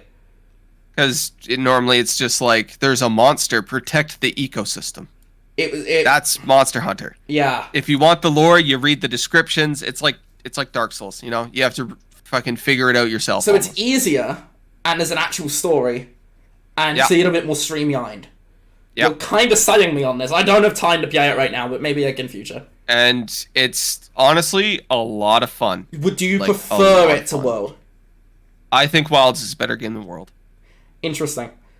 Do you think I would enjoy it more than World? I think you would enjoy it more than World. Interesting. Because especially because we would play together. World pretty hard. Yeah. If I do it, I'll get it co-op. Because I think the biggest thing is the fact that the pace is up so much from the other ones, and you can now aim your attacks. So if you're using a greatsword, you just hold down the left trigger, and you can aim where the greatsword is going to swing, which is similar to a system they had in older games. But it makes it so that you can combo easier, which speeds up the fights. There's a lot more interaction with the areas you fight them in, like there's boulders and stuff like that you can drop on the monsters. So they took the formula of World and they improved it. Okay. So I would say this is a way better game than World. It's having issues mostly to do with performance. I think a lot of people... So wait for some patches, maybe? Yeah, maybe a patch or two, but like I just updated my drivers and turned off some settings that I don't care about, and I'm getting really good FPS. This is a very interesting conversation, because I was expecting you to just be fucking... I can't say my L's today. Sometimes it's better than others, and then sometimes I just can't... It doesn't get out my mouth. Yeah, British. It's actually not. It's not a normal British thing. I think it's specifically because... I mean, it might just be a speech... defect. Not defect. What's the word? Speech deficiency? No. What's the politically correct word? It's not speech retarded. Impediment? Speech impediment, thank you. Yes. I think it might just be a speech impediment, or it could be a combination of having British parents and growing up in Canada. It might just be something that's got... in the accents. Yeah. Something just got lost in translation there. My dad's the same way, because he's born and raised in Scotland. Yeah, you said that. Here, right? So he does the same shit. Are you a British citizen? No, I'm not. Okay. I can be. Okay. I just wondered, because like I kind of assumed that you were only a Canadian citizen. I do have that option. Okay, so you're eligible for it. You've just never done it. I never did it. No. Okay. Sorry, you're saying before. All right. Sorry. Yeah, I was expecting you to just glaze the whole thing, and I was gonna make okay, whatever. You're actually kind of selling me on it, which I was not expecting. It has its issues for sure. Like I do understand. Like some of the early game monsters are pretty easy in their attacks.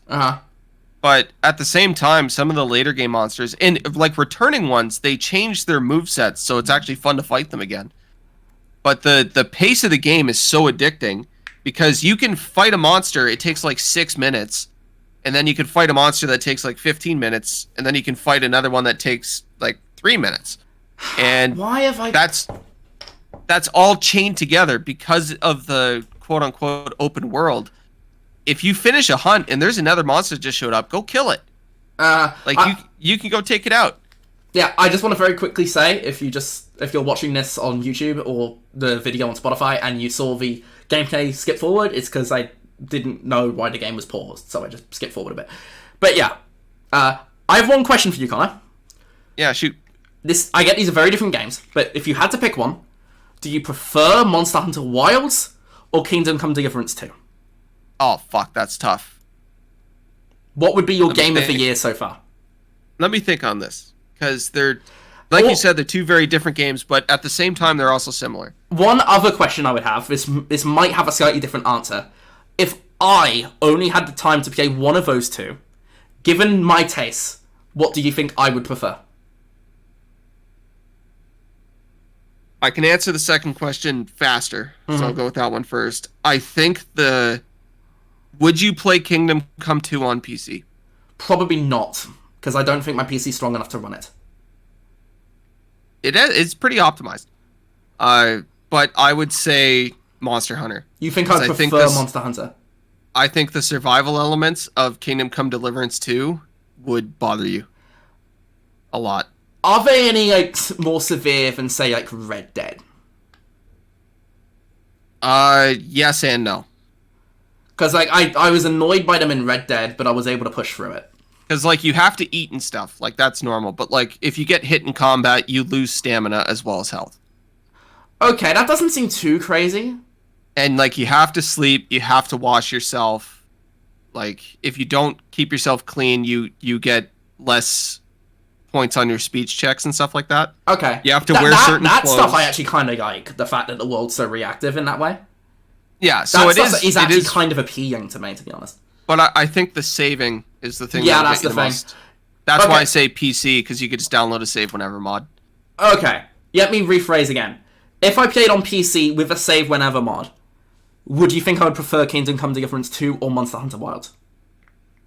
Kingdom Come Deliverance 2. I was going to say, I think Kingdom Come is... I think the first 8 hours, you would be, like, kind of bouncing off it a little bit until you get the combat down, and then you would probably... Yeah, it'd probably be the best gaming experience you've had in the last few years. I have heard... here's the thing, Monster Hunter Wilds, I've heard like consistent like 8s or 9s for, right? Some people say it's worse than the previous game, but nobody's giving it like crazy bad scores.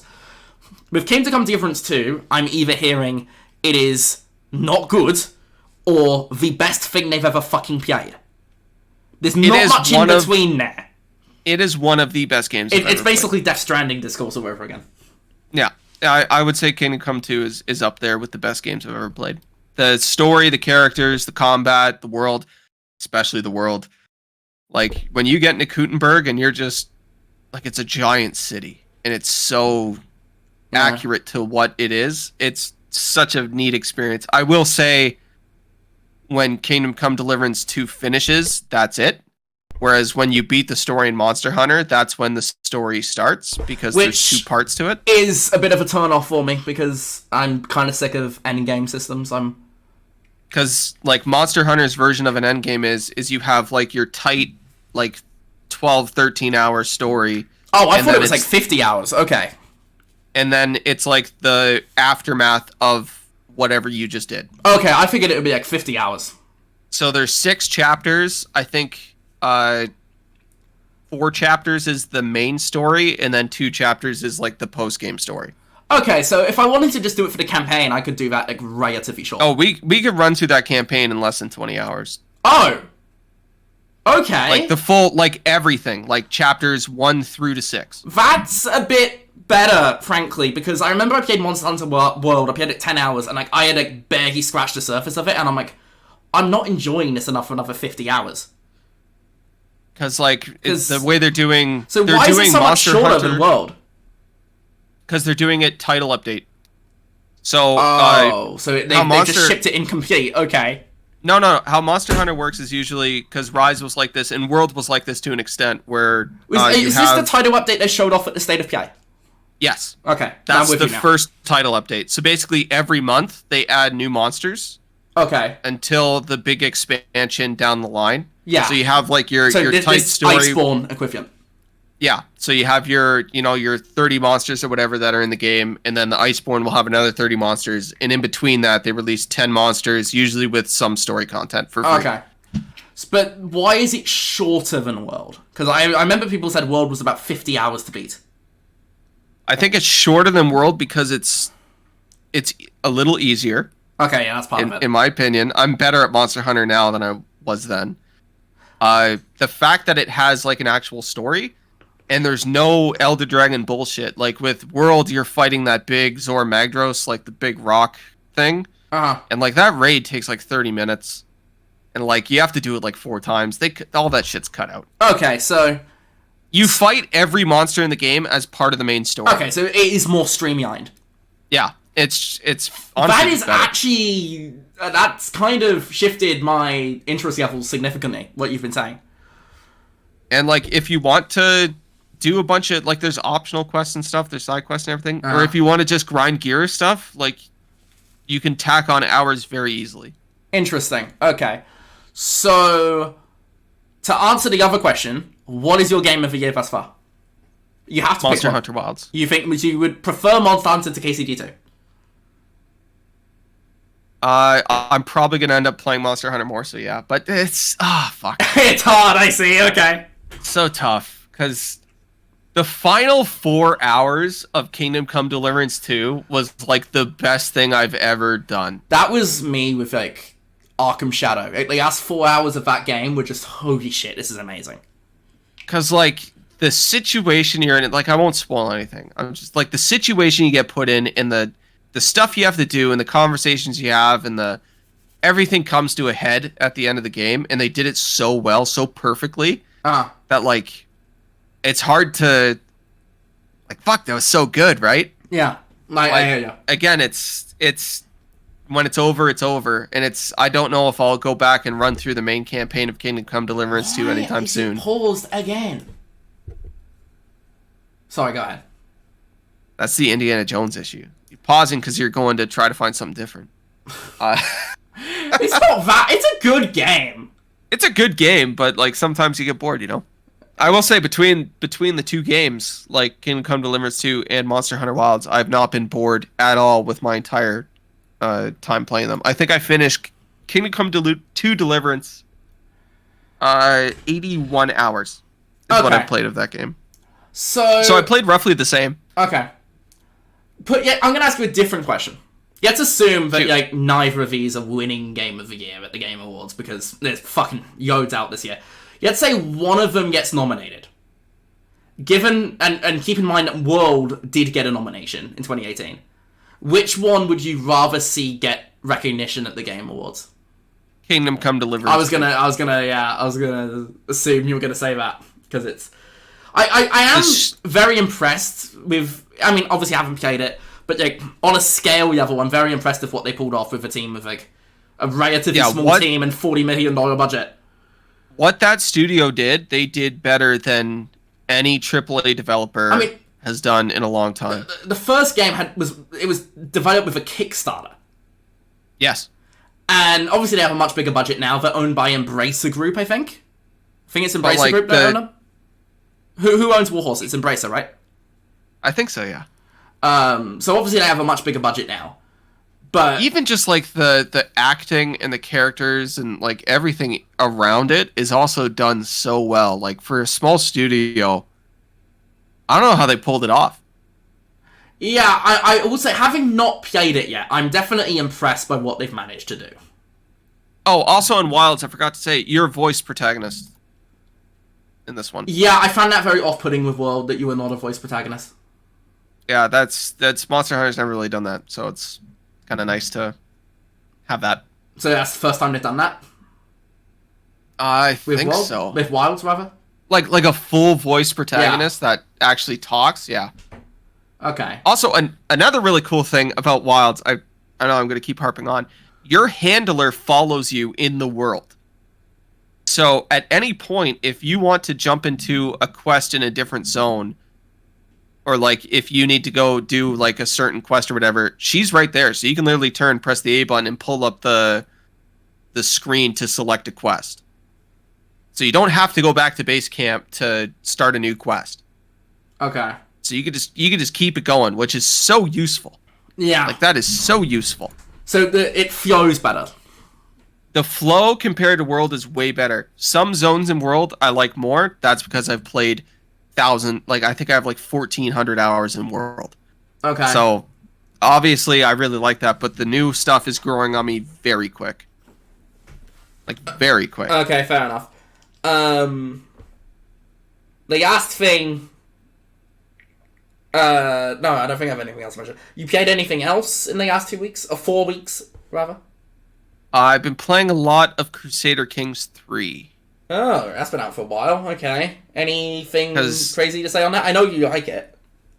Well, they just released a DLC that I did not get to play. Okay. The Roads to Power DLC released back in September. Yeah. It's basically like a whole ass new game inside the game. Because there's like new government types. You can play as like unlanded characters, so you don't have to be a king. You could just be like a dude in a camp with like 4 dudes running around mugging people. Which for a grand strategy game is actually really fun. Okay. So I've been playing a ton of it. It's really good. If you've played Crusader Kings or Grand Strategy, not my genre at all. Yeah, I would not recommend this to a lot of people because it's hard to get into. It's I assume really that hard I to am get one of into. those people you would not recommend it to. Yes, if you download it right now and played Crusader Kings 3, you would lose within like 20 minutes. I think I'd just use of boredom within 20 minutes, in all honesty. Like, it's such a hardcore simulator, which is funny to say because it's like less of a realistic simulator, more of like I just got invaded by England again. Rule Britannia! Yeah, literally, like right now in my save file, England is trying to take me over. Based, good luck to them. It's a lot of fun. I enjoy it, but I've been just doing that in between so you're used worlds. to English people taking you over. Pretty much. Hey, you can play as the Scots and rise to power and wipe out the Anglo-Saxons. Oh, fuck you! Fuck you! That's the thing you can do. I actually played as I made because you can make your own character too. I made a guy in India, and like I spent like 2 generations of characters in India, and then I was like, I'm gonna go invade Europe with elephants, and I did that. It was so much fun, dude. It's so funny. Okay. They do not know how to counteract an elephant. Okay, I will say a lot of this is just bouncing off me because I just don't care for strategy games as a genre, but good to know you're having fun. Especially grand strategy games. Like, where it's the step above, right? But yeah, so Wilds, Crusader Kings. I have not touched Kingdom Come 2 since I finished. Okay. Maybe I'll go back. Maybe not. Anything else? I know there's at least one thing. That's all I've been playing. Avowed? Oh, fuck, dude. I forgot about it. That's how fucking bad Avowed was. Okay, yeah, I do want to just very quickly mention, obviously, I was actually planning to dedicate a whole segment to discussing Avowed. I did not have the chance to play it. I've heard very mixed things. Like I said, I've had a very chaotic few weeks. And I did not have the chance to play it, so... Hey, you might like it. I don't know. I didn't. I really like Pillars of Eternity. I've 1 heard and it's 2. very live service in its DNA. Obviously, they removed the multiplayer, but it's kind of structured like an MMO, which is a real disappointing thing to hear. It's just so fucking boring, dude. I've heard that. So boring. Even people like Yike the Outer World said that they didn't think it would be good. And if you remember, I was very skeptical with this one. You were like, I thought it'd be great. I think it'll be good. I think it'll be better than the Outer Worlds. I'm like, I don't know, man. Yeah. I was fully, because it's Pillars of Eternity. I love Pillars of Eternity. They did nothing with the Pillars of Eternity franchise. I will say, I've heard from people that have not played Pillars of Eternity, they were annoyed with how much they were trying to explain every single bit of that universe. Yeah, well, all the shit that they include, it doesn't matter. None of it fucking matters. Yeah, I've heard that it's exposition dump for video game. Yeah, it's like all the shit that happens. I only played a couple hours before I had to put it down. Okay. But like when I got to the first major city and like no NPCs are walking around, it just felt fucking dead. Uh-huh. Like, okay, like great, let's go do some side quests. Let's try to upgrade a weapon. Like finding a new weapon type or trying to do something different was boring. Everything I did in that game just got boring. Like the first major boss fight, I finished it and I was like, man, I want to do literally anything else right now. Like, How there's far not a did you get single in? thing. I think I was 8.5 hours before I uninstalled it. Okay. So you dipped. You did not finish. I dipped pretty quick because it's like what, like a 60-hour RPG or whatever. I remember they announced this the replacement E3 thing in 2020. And I was very excited for it, because I'd heard it was Obsidian Skyrim, and it was going to be crazy. What we did not know at the time is it was actually more Destiny's Skyrim. Yeah. It was a live service, apparently, at that point in its development. And then they rebooted it and got rid of that and made it single player. But even without playing it, I've seen, apparently, the hub worlds are very empty because NPCs are static. Which is very much a live service thing. They need to be in a different spot so every player can access it. And it's so apparent. It's so apparent. There's no crime system. I know people are like, oh, you can't kill a pig. You can't attack an NPC, yada, yada, yada. I don't even need that. I just need them to fucking interact in Yeah, some the way. fact that there's no stealing mechanic is very odd for like a Obsidian Like when game. you're walking through Whiterun in Skyrim, the NPCs talk to you. You know? Yeah. They'll make a passing gesture. You can walk up to a place and buy an apple. And you frankly, can't do that in this Skyrim game. cities weren't that interactable in the first place. Yeah, and that's Oblivion Skyrim. cities were way more interactable. I know. That's why if you can play if you put this game side by side to Oblivion, I think Oblivion blows it out in every single everything. Now, I do want to say, in fairness, they have repeatedly said since they re-revealed it, because after that 2020 thing, it went silent until E3 2023. Yeah. But after they re-revealed it, like, we have significantly changed the scope of this. It is not like Skyrim anymore. Please don't compare it to that. Yeah, and Which they're is saying fair that to enough. cover their ass. I will say, when they showed it off at E3, the replacement E3 2023, I thought it looked really disappointing, because I had pretty high hopes for it, because Obsidian, I really loved the Outer Worlds, and it was like, ugh, I don't know about this. The art style especially just looked off-putting to me. The art style did not bug me. I will say that, because Okay. I like Pillars of Eternity. I still find the art style off-putting. That's not going to help. And they showed it off at the Developer Direct last year, and I'm like, I still don't think this looks good. And they showed it off again at E3, I don't think it looks good. And then they did a round of press previews, and everybody was fucking glowing about it. I'm like, maybe I'm wrong. Maybe it'll be good. And then the people that said it was good in the press previews were like, no, those 6 hours they showed us were the only good part of the whole game. It kind of sucks. Yeah. And I'm like, okay. I could see that. And it, especially, like, I was excited for the combat because it looks similar to, like, the combo systems you could do in Pillars of Eternity 2. Yeah. Like, you mix and match stuff. Normally, I use guns in those games. Even though they're top-down, I still like the flintlock. Guns kind of suck. The whole, like, I will say the gun freeze a play does guy not look satisfying at all. yeah, like freeze a guy in place and hit him with the thing and yada yada yada. Yeah, no, it all sucks. Get a big hammer, okay? Put all your points into health and swing it, and nothing can damage you. Nothing. Okay. You can solve that combat in that game within 2 minutes of playing that game. I've heard there's level gaining, but I mean, you might have been too early to actually find out. Probably. I heard there was But, like, pretty bad level gaining, it's particularly late in the game.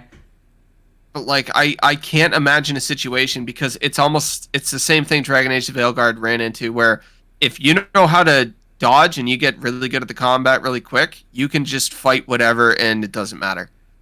Like, I went into places kind of that... good, though. Like, I'd rather have It that. is a good thing, but at the same time, when you can break a combat system, because it's not like... It's not like your character got stronger or you picked up the correct stuff or you're building an RPG character. All it is, oh, your combat is so mind-numbingly fucking boring that I can sit on this rock and they have no way to get to me. Or I can, glitch this NPC to attacking a tree, or I can infinitely revive my companion and spam his ultimate. Okay. And that's when it's like, I felt no fear. I did not care about dying. And it got to the point where I didn't care about the game, and I shut it off. And that sucks, because I like Obsidian. I like Pillars of Eternity. This should have been a hit. And instead, what I got was a game that I'm thoroughly disappointed in. I'm gonna play it, but I had a gut feeling. I hope you like it. I honest to God hope you like it, because I don't think I'm gonna. My gut feeling is it ain't gonna be it. And like I said, that gut feeling kind of got doubted a bit when the previews came out. But even before the final reviews, I'm like, they're not marketing this at all. No. Xbox were very quiet about the whole thing. What they should have said is, don't compare something this to felt any off to game me. ever. Yeah. Because if you compare this to any game, it's going to look bad. Something just seemed off to me, man. Just the way they were just kind of just shoving it out. I will play it. I'll probably play it very soon, actually, so I'll talk about it in episode 4, probably. I need to read this text message 1 second. It's just so mind-numbing. Oh my god, I keep thinking of it. Oh. Fucking boring. It looks so pretty. It's so boring. Here's the thing, I actually think it looks very off-putting. There's some areas, man, where the light hits and you're looking over like this cliffside and the water's there, and I'm like, man, this game's beautiful. And then I'm so fucking bored. I will say, like, some of like the lighting does seem pretty good. It's not really that's the issue. It's the art style. It's the facial models as well just don't look good. Yeah, everybody kind of looks like clay. Which is weird because like Outer Worlds, it didn't have like fantastic facial models, but it was like a fair bit better than its competition in Bethesda. Yeah. I mean, they basically marketed the Outer Worlds as Fallout in space. Before Starfield was a thing, which is also basically Fallout in space, but also just worse and more broken. But it is funny though that the game is so poor that normally, I said this earlier in the podcast, I'll play a game out of spite to tell people why I don't like it when they're online saying it's the greatest game ever. I can't do that with this. Okay. Like, I physically can't muster up the strength needed to slog my way through it so I can explain in great detail why it's bad. It's just bad. We're in cutscenes right now, so just gonna tab forward so you just so we're back in combat. There we go. And that's Avowed. A game I want to forget. Yeah, okay, that was a ringing endorsement. So, Crusader Kings, Monster Hunter, Avowed. You said you did not play any Kingdom Come Deliverance 2 since the last podcast. No. Anything since else? The last podcast. Playing wise? Yeah, playing wise specifically. Nah, just like some matches of Smash and stuff like that. Nothing too serious. Okay. Nothing I got into. I did watch some stuff though. Yeah, I will get to that. I will say what I've been playing in the last 4 weeks, which is almost nothing. I have 2 things to mention, both of which are very, very mild, because I've already talked about both of these. Last time I talked about Sniper Elite Resistance, I said I did not play the Survival. I have now played the Survival. And, shocker, it is exactly the same as in 5. Just like the multiplayer. Just like the Axis Invasion. It is exactly the same, just with a new map. And you telling me that this add-on that's just the same as the other game is doing it again? I will say, I've had a look at the Steam reviews for this. The Sniper Elite core fanbase, also a look at the subreddit, the Sniper Elite core fanbase is really turned on this game. They do not like it. And I will say that I have 2 things to say about this. Number 1, I understand that, actually. I kind of get it. I think, particularly as a product, they're kind of taking the piss with it. It's $60, and it's just the same game with a few new levels and a really bad story. Sniper Elite's always had a bad story, so I can see that. I can see why they kind of feel a bit taken advantage of. I still feel like I had a good time with the campaign. It was very much the same with new levels. But I had a good time. But particularly when it comes to the rest of the stuff beyond the campaign, they really phoned it in. They really phoned in the survival. They really phoned in the multiplayer. And they really phoned in the Axis Invasion. Yeah. And I will say my opinion on it has kind of gone down since finishing it. Because, like, it's... Objectively, it's a good game, but it's also a very lazy game. And it really feels like they're just kind of, like, pushing it, seeing how much they can get away with it with this one. Which kind of makes it hard to respect as a product.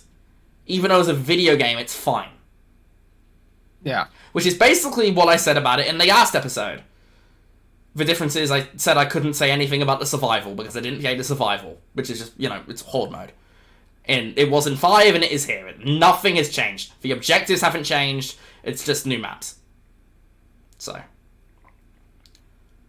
Shout out Sniper Elite. Very, very boring, frankly, in terms of to talk about because it's just the same. And the only other thing I played is I finally went back and got the rest of the achievements in Indiana Jones and the Great Circle. I finally have the 1000G, which is obviously the game on screen right now.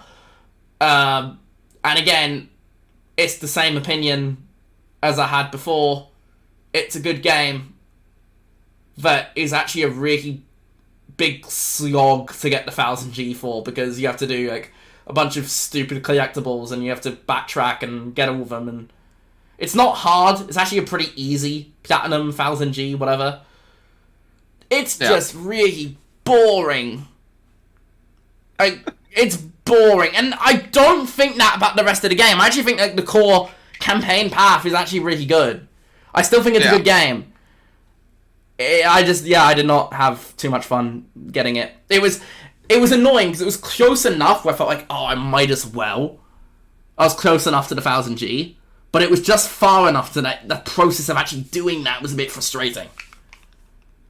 And I have played nothing else. I have not done anything else. It's just Sniper Elite and Indiana Jones, and that is basically it. Apparently that's coming to PS5 in April, so I don't know when the DLC is coming out. I kind of had a gut feeling they would be releasing that the same day, but I haven't heard anything when it comes to that. So maybe it comes out a little bit later, like just before Death Stranding 2 or something. I don't know. DLC is going to come at some point, right? Yeah, I've prepaid it. Yeah, so it'll typically it's a couple months after release. Yeah, I don't know why you mentioned Death Stranding 2. I don't think Microsoft cares about that. Huh? Oh, I'm just saying timeline-wise. Oh, right, yeah. Like, it'll probably be in and around that time. I kind of figured it would be like spring, but maybe not. But I did see a couple of movies. That's basically. I also saw one whole movie. Should I start this, given you did the games first? Yeah, shoot. Well, first off, I want to mention, I was in Montreal for the Four Nations Face-Off hockey, which was a good time. Obviously, that whole tournament became very politically motivated because of Trump's tariffs and then the subsequent very deserved anthem booing. But shout out to McJesus saving the day. Yeah. Get that final goal. The Americans, I mean, the White House tweeted about the game after the USA beat Canada in the group stage. It became very political. And then Canada wins the final. And we prove that that's our fucking sport, bitch. Don't you dare. Canada wins the final. Not only, I think Trudeau was there for a little bit, and Polyev. Trudeau, they were at the group stage game. They were at the game Canada lost. Is that the group stage games where, like, you got, not only do you have our prime minister, you had the official opposition.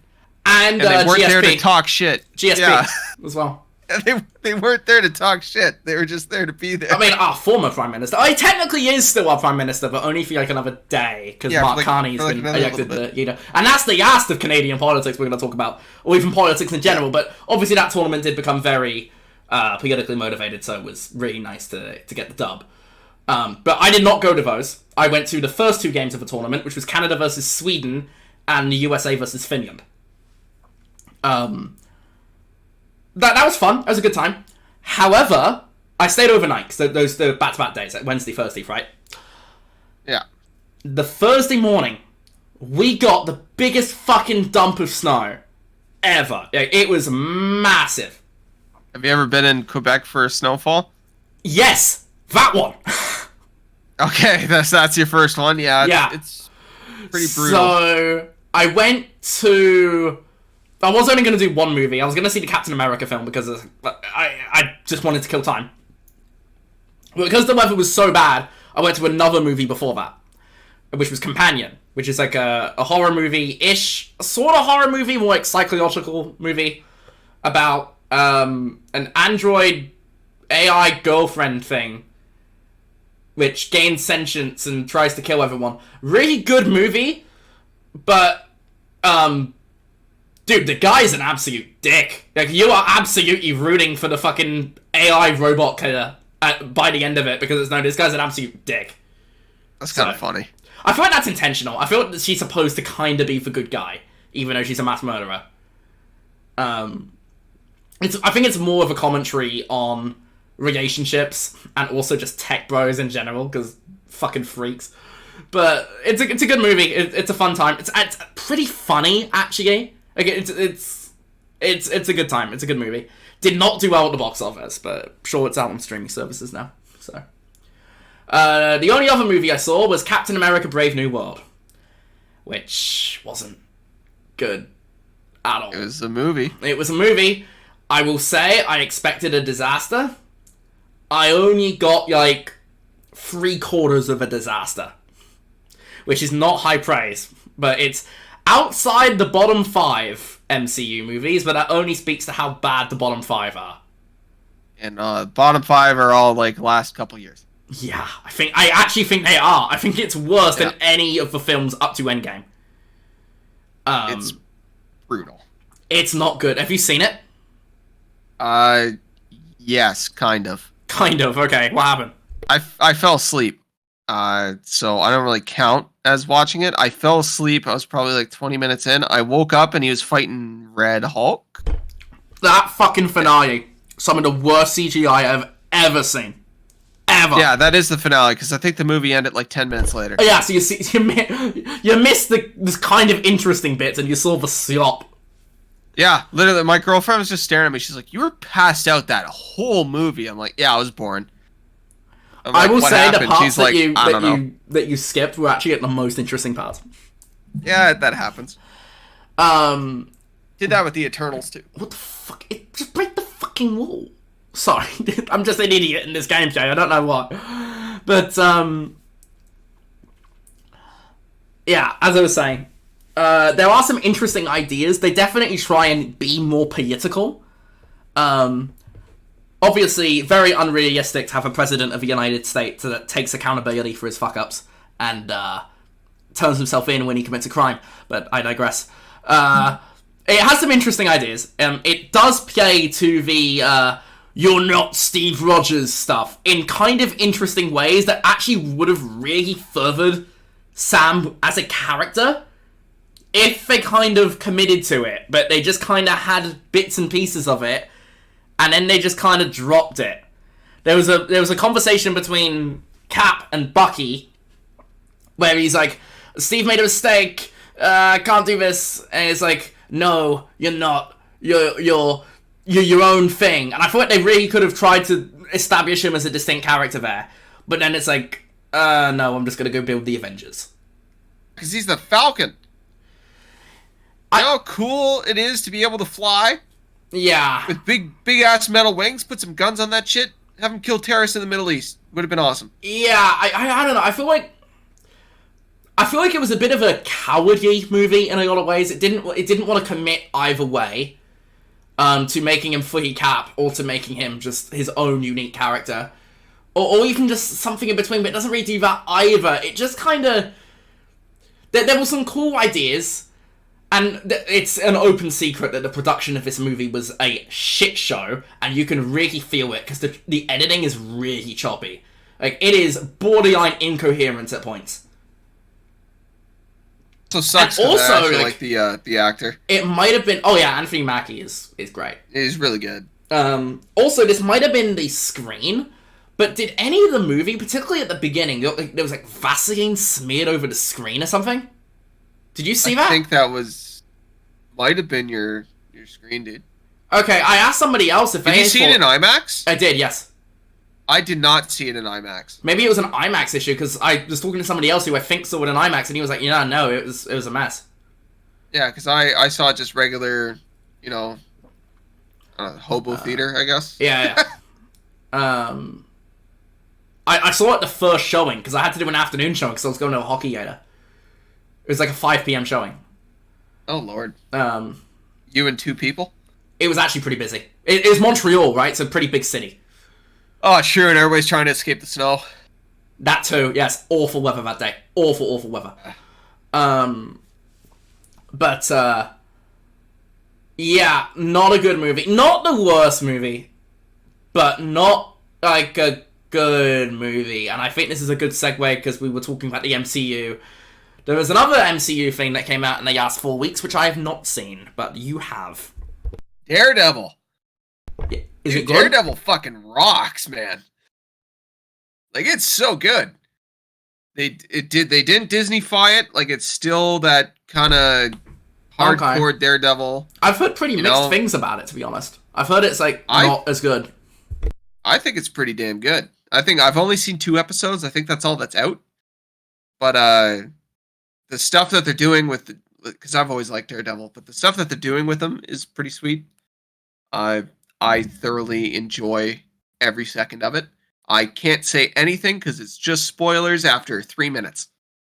But the Twitter fights already are really ruined good. it for me, but don't mention it. Twitter already did. Yeah. The fights are really good. The characters are really well acted, of course.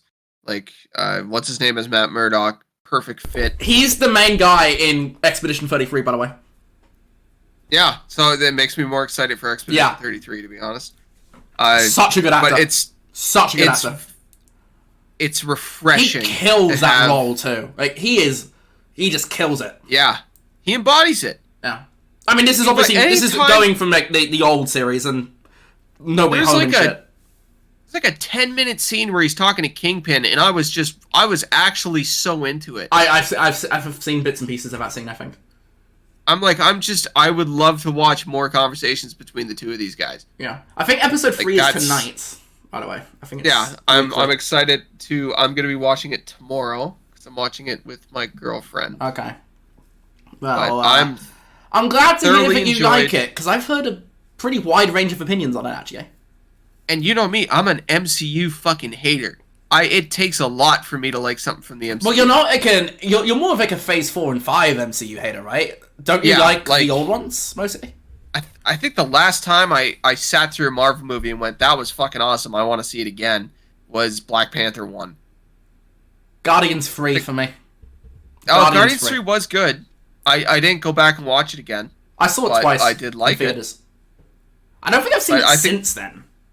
And the MCU shows especially, I have the shows have been not good. Hawkeye was pretty good, but like Secret Invasion was very disappointing. WandaVision was terrible. Falcon and the Winter Soldier was bad, which is why I had pretty low expectations for that Cat movie. They fucked that one up, because that one should have been a slam dunk. Like, Falcon and the Soldier should have been a slam dunk. Yeah, very subtlety of a sledgehammer writing, which is a little bit better than the writing in Brave New World. I think one of the things I like about Daredevil the most, though, is that it's like street level shit. Yeah, I definitely enjoy that stuff. I will say I have no hype for the next Avengers movie. I just don't care. Like, if the next Spider-Man is some street level shit, not. It's I'm multiverse. okay with it. It's multiverse. Sorry, it's multiverse. Like, I would have been okay with that. Between Doomsday and Secret Wars, it's multiverse shit. Oh god. I actually enjoyed the Spider-Man though, because it was a big nostalgia trip. Oh, I like the Spider-Man movies. It's fine. But we just haven't seen this Peter Parker be Spider-Man, you know? Like in New York, just doing New York stuff. I mean, kind of. The first one, Homecoming was DC, right? Yeah. And then the second one was in the UK, and then the third one was multiverse. Really not selling the whole Queens aspect of it, but that's fine. And then I'm actually not a big fan of Tom Holland Spider-Man, to be honest. The movie I watched was Mickey 17. Ah, yes, I do want to see that at some point. Is it good? I enjoyed it. I thought it was alright. I've heard a pretty wide range of opinions on that. Like, it wasn't... 6.5, you said. That's pretty... for me, for movies, that's normal. Like, so I don't dislike that I watched it. Okay. I thought it was good. I've heard it's a little bit ham-fisted. Like, subtlety of a sledgehammer stuff. Oh, yeah, you can just turn that off, though, and just have fun. Okay. Honest to God, when it tries to push a message already, just turn it off, have fun. It's like, okay, yeah, no, this is just... It's funny. I've heard Robert Pattinson is very good in it. He's fantastic, and Mark Ruffalo. I hate him. I hate him as a person. Not even just as an actor, I think he's a piece of shit. He is a piece of shit, but the worst thing the MCU ever did to him is people think he can't act. He can. And he plays a douchebag in this. Ha! Like, so he's not acting then. Like, he's the bad guy in this one, and he plays that role so well. It's bold unbelievable. Bold of you to think he's playing. Yeah, he's just... They didn't even give him a script. Like... It's like when Willem Dafoe played the Green Goblin, and they were just recording him, and they're like, okay, now we're ready to shoot, and they already had all the footage. But yeah, Mark Ruffalo was really good. It was very fun movie. You know, enjoyable. Just Was that shut actually your a brain thing, off. or is that just something that people made up? What? That they Green already Goblin? had all the Yeah, no, it's I think it was like 30 or 40% of his movements and lines were all improvised. Okay. So the joke is that like no, it's just the Green Goblin and he plays Willem Dafoe.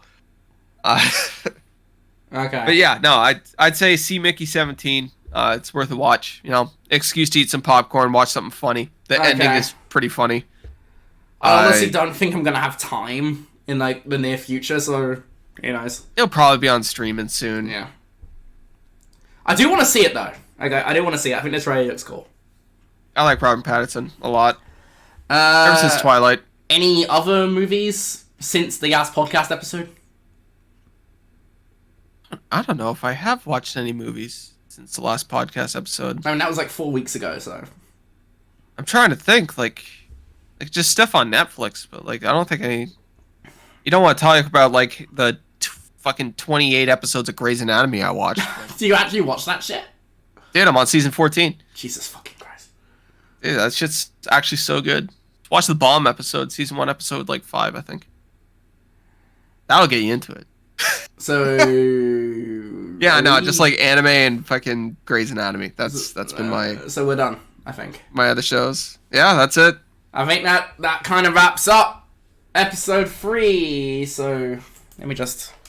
This is episode 3, 4, and 5 at this point. No, it's been 3.5 hours. It's actually been shorter than I figured. Frankly, we kind of rushed a few things.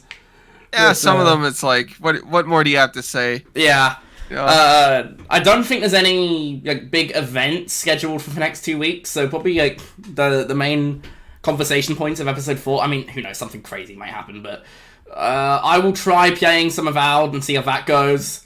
Obviously, Assassin's Creed Shadows will be out, so we'll probably talk about that. Are you playing that, Connor? I own it, so I hope so. Oh, you got an early copy? No, like I you pre-ordered it. Okay, yeah. Yeah, I pre-purchased it. I will be streaming through Shadows as well. Oh, also Spirit Fiction, because we're going to be playing Spirit Fiction, so we'll talk about that. I hope I play Shadows. And then episode 5 will be Switch 2 stuff, because that direct is early April. I think it's like April 2nd. Yeah, so that would fit into episode 5. And yes, of course, fucking chaos and fucking this takes another month. I hope we're not. Gonna change the name to Warm Gamers and burn our houses down. I think that's the plan. Oh god, genuinely so pissed off at that. I tempted fate. You should change the name to Win Roll Up the Rim so I can actually get a free coffee for once. Dude, this fucking boxing minigame was such a pain. I'm just getting my ass kicked. But Indiana Jones. yeah. Yeah. So, but that worked, though. I'm just going to skip forward because the boxing minigame kind of sucks. But, yeah, that worked. I think it is going to be better just to have like, gameplay on mute in the background. Yeah, does watching Indiana Jones TikTok footage does it make you think less of Indiana Jones? But no, it's TikTok brain, right? You know, people can't watch anything for longer than 10 minutes without something stimming them. Yeah. So, yeah, I am going to get this uploaded. I do want to talk to you about something, Connor, before you dip. Dude. So, yeah, let's wrap this up first. Oh, isn't Adamfall also coming out soon? I think that will be after the next podcast episode, but yes. All right. Yeah, shoot. Yeah, so I think we just wrap up here. And we'll be back in, hopefully, 2 weeks with more gaming discussions. We'll say, actually enjoying this podcast. I think this was a good thing to do. The naming It's fun sucks. to talk games. Yeah, it is. I mean, that's often some of the more fun parts of the event streams. We're just chatting about random shit. Yeah. That's we always like the beginning of the streams and the end of the streams Yeah. because it's just shooting the shit. Yeah. And, yeah, I will say, I mean, I do walk away from this episode pretty positive. Like I said, I did enjoy the state of play. And, you know, we got some cool games to talk about next time. Spit Fiction, Avowed maybe, Shadows. And, yeah. been a bit of a mess recently, but hopefully this turning a corner. And next time we'll be able to talk about games we played. Yeah, because like all I've done is like get 3 achievements in Indiana Jones and do a few survival games in Sniper Elite. So yeah, that's really nothing. It's not much. I used to had some stuff to talk about with Captain America, but that's about it. And yeah, cool. I don't think there's anything else to mention. Yeah, peace. Have a good one, guys, and we'll catch you on the next one. I've tried this outro like 3 times by now. All right, have a good one.